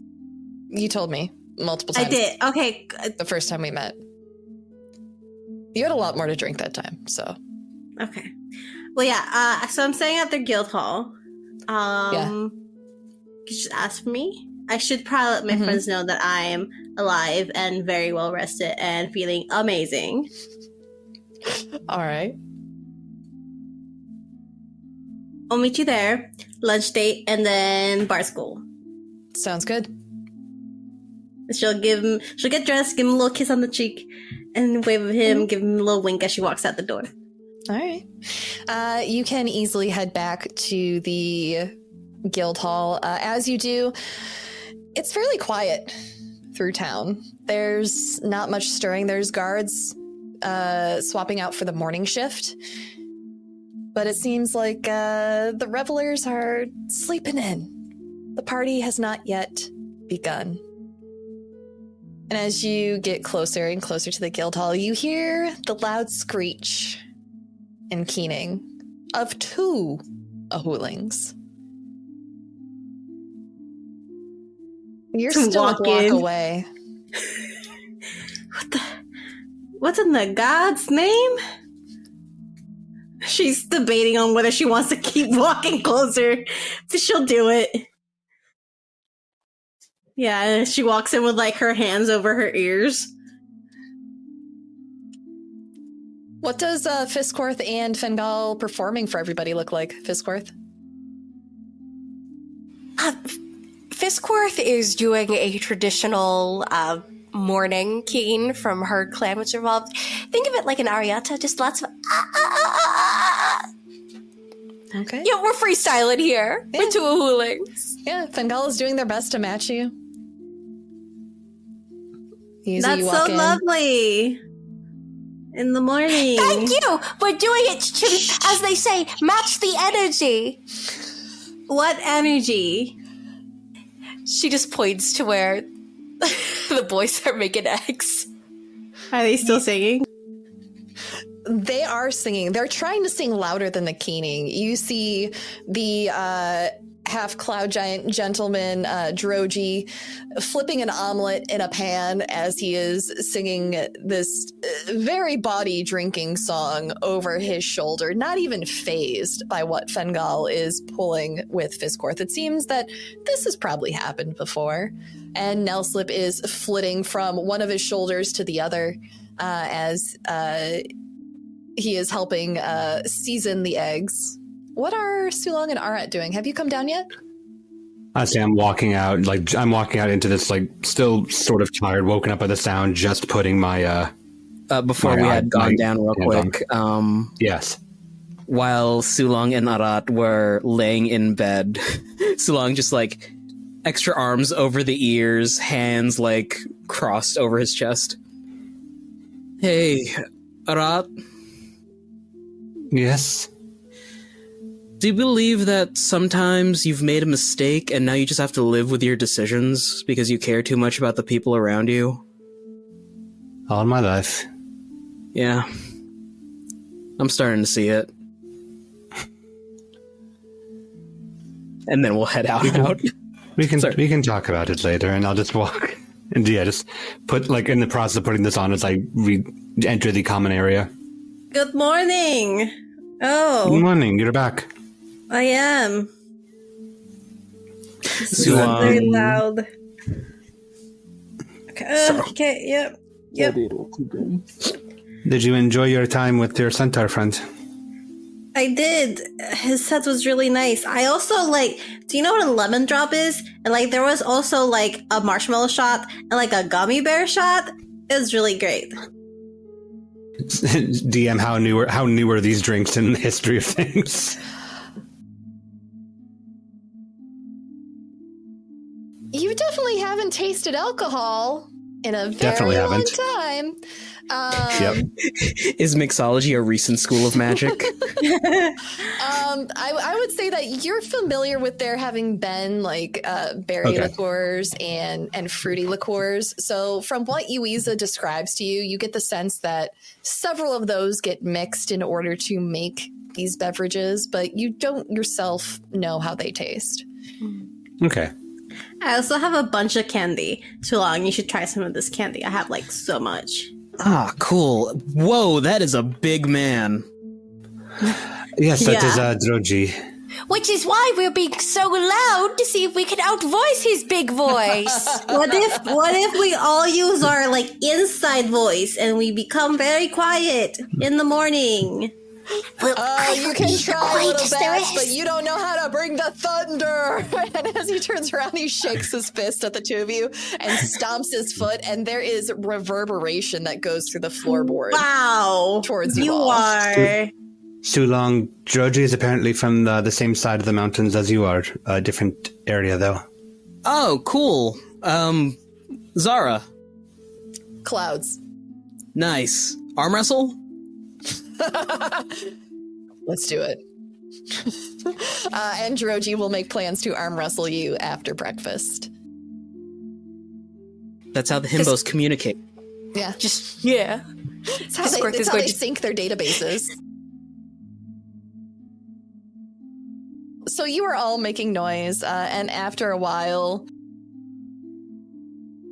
Rowan, who you have yet to meet, Yuiza, walks in and leans on the door and just smacks it once, and Droji, Nelslip, and Fengal immediately quiet.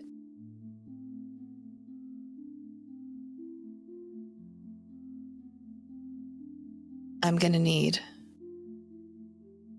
a Bloody Mary, and for no one to talk that loud for about an hour. How bloody. Very. I think I can provide. No, I don't think he means that kind. I got it. Shh. I got it. She's gonna go to the kitchen and make him a Bloody Mary. I think I saw fresh celery outside. Yuiza, you can easily do that with your skills. And I assume, Sulong, that you explained that this is the guild leader of this guild hall. Yeah. Yuiza doesn't know. She's like, this man has presence and intimidating, so I'm just gonna make him a Bloody Mary. After explaining that to Yuiza, Sulong follows Yuiza into the kitchen to help out. As they are prepping stuff, he kind of grunts. I don't know if it's my place to say or anything, but might be some concerning things going on in the near future. I don't know. Energy's been a little weird. Things happening. I think Fisscourth and Arat are going through a breakup.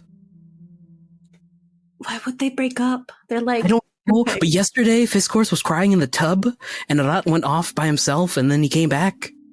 They look normal now. Sometimes normalcy hides the pain or whatever. My sister was normal for a while. Up? I just kind of assumed.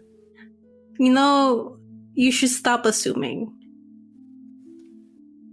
You walk into a room and your friend is gone, and your other friend's crying in the bathtub. I totally see it. I get it. We should, though. She's cutting up a celery. We should, though.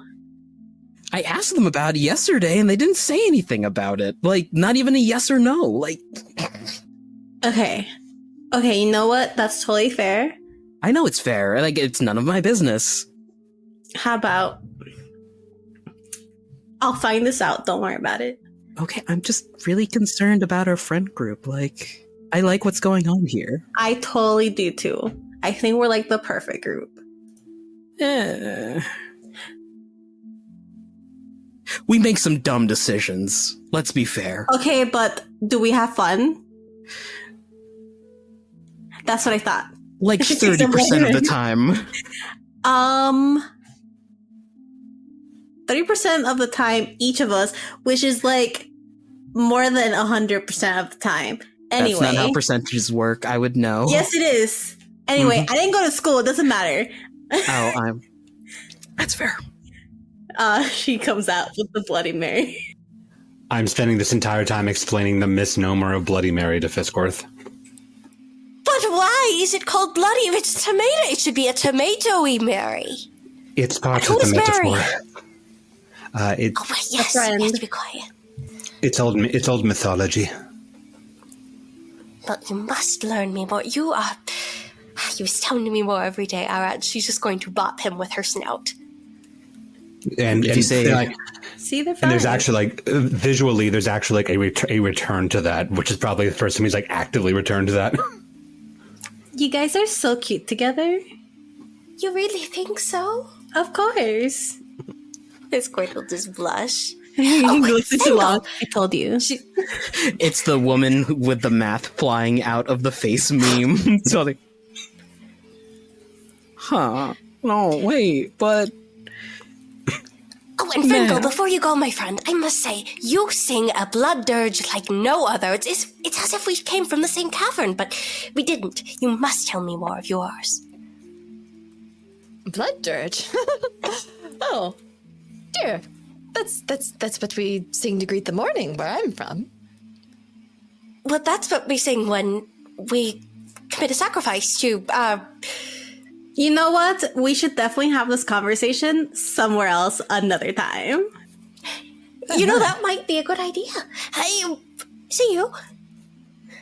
I'll nod to Fergal's go different cultures and follow. Very much so. Rowan, here's your Bloody Mary. If you need something else to help you with your hungover, let me know. I have a little concoction I make. Doesn't taste great, but it helps. There's just a silent nod. Yeah. Okay, buddy. Okay. And I'm glad Toby hired you. Is he pointing at me or all of us? You. You specifically, bartender. I know. Okay. You know what? Fisscourth, you and Fingal should talk over breakfast, private breakfast. Oh, yes, it isn't for polite society, of course. I have to admit, I'm starting to think that what occurred to me growing up was not normal. It wasn't. No, not at all.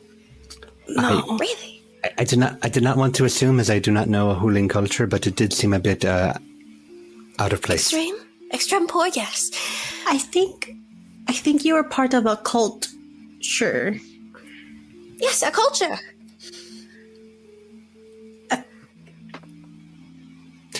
From experience, those that grow up in caves tend to have a very different look and different experience than those exterior.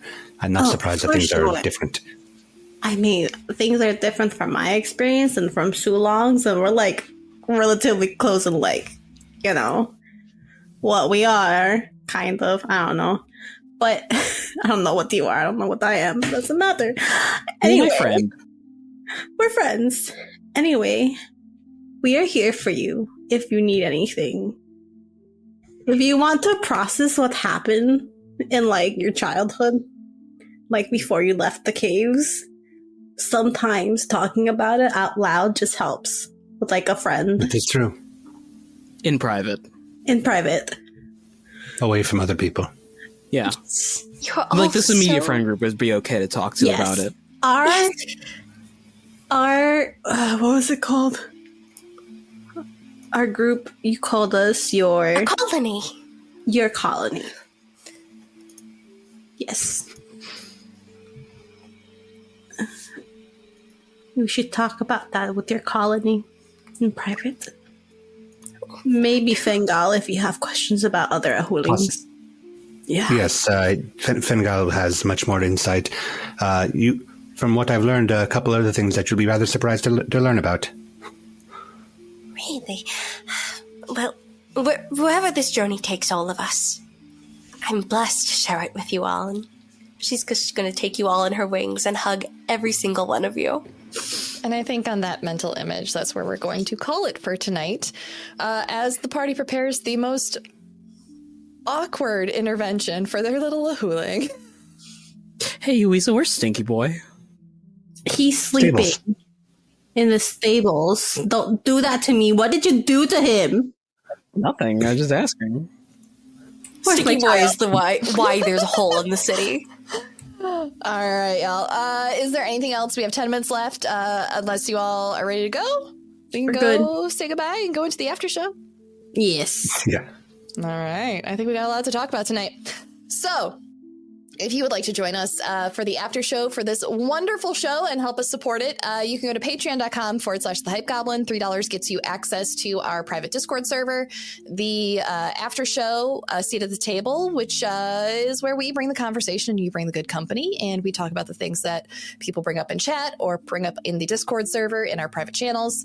And also sometimes where, we yell at each other for being thirsty.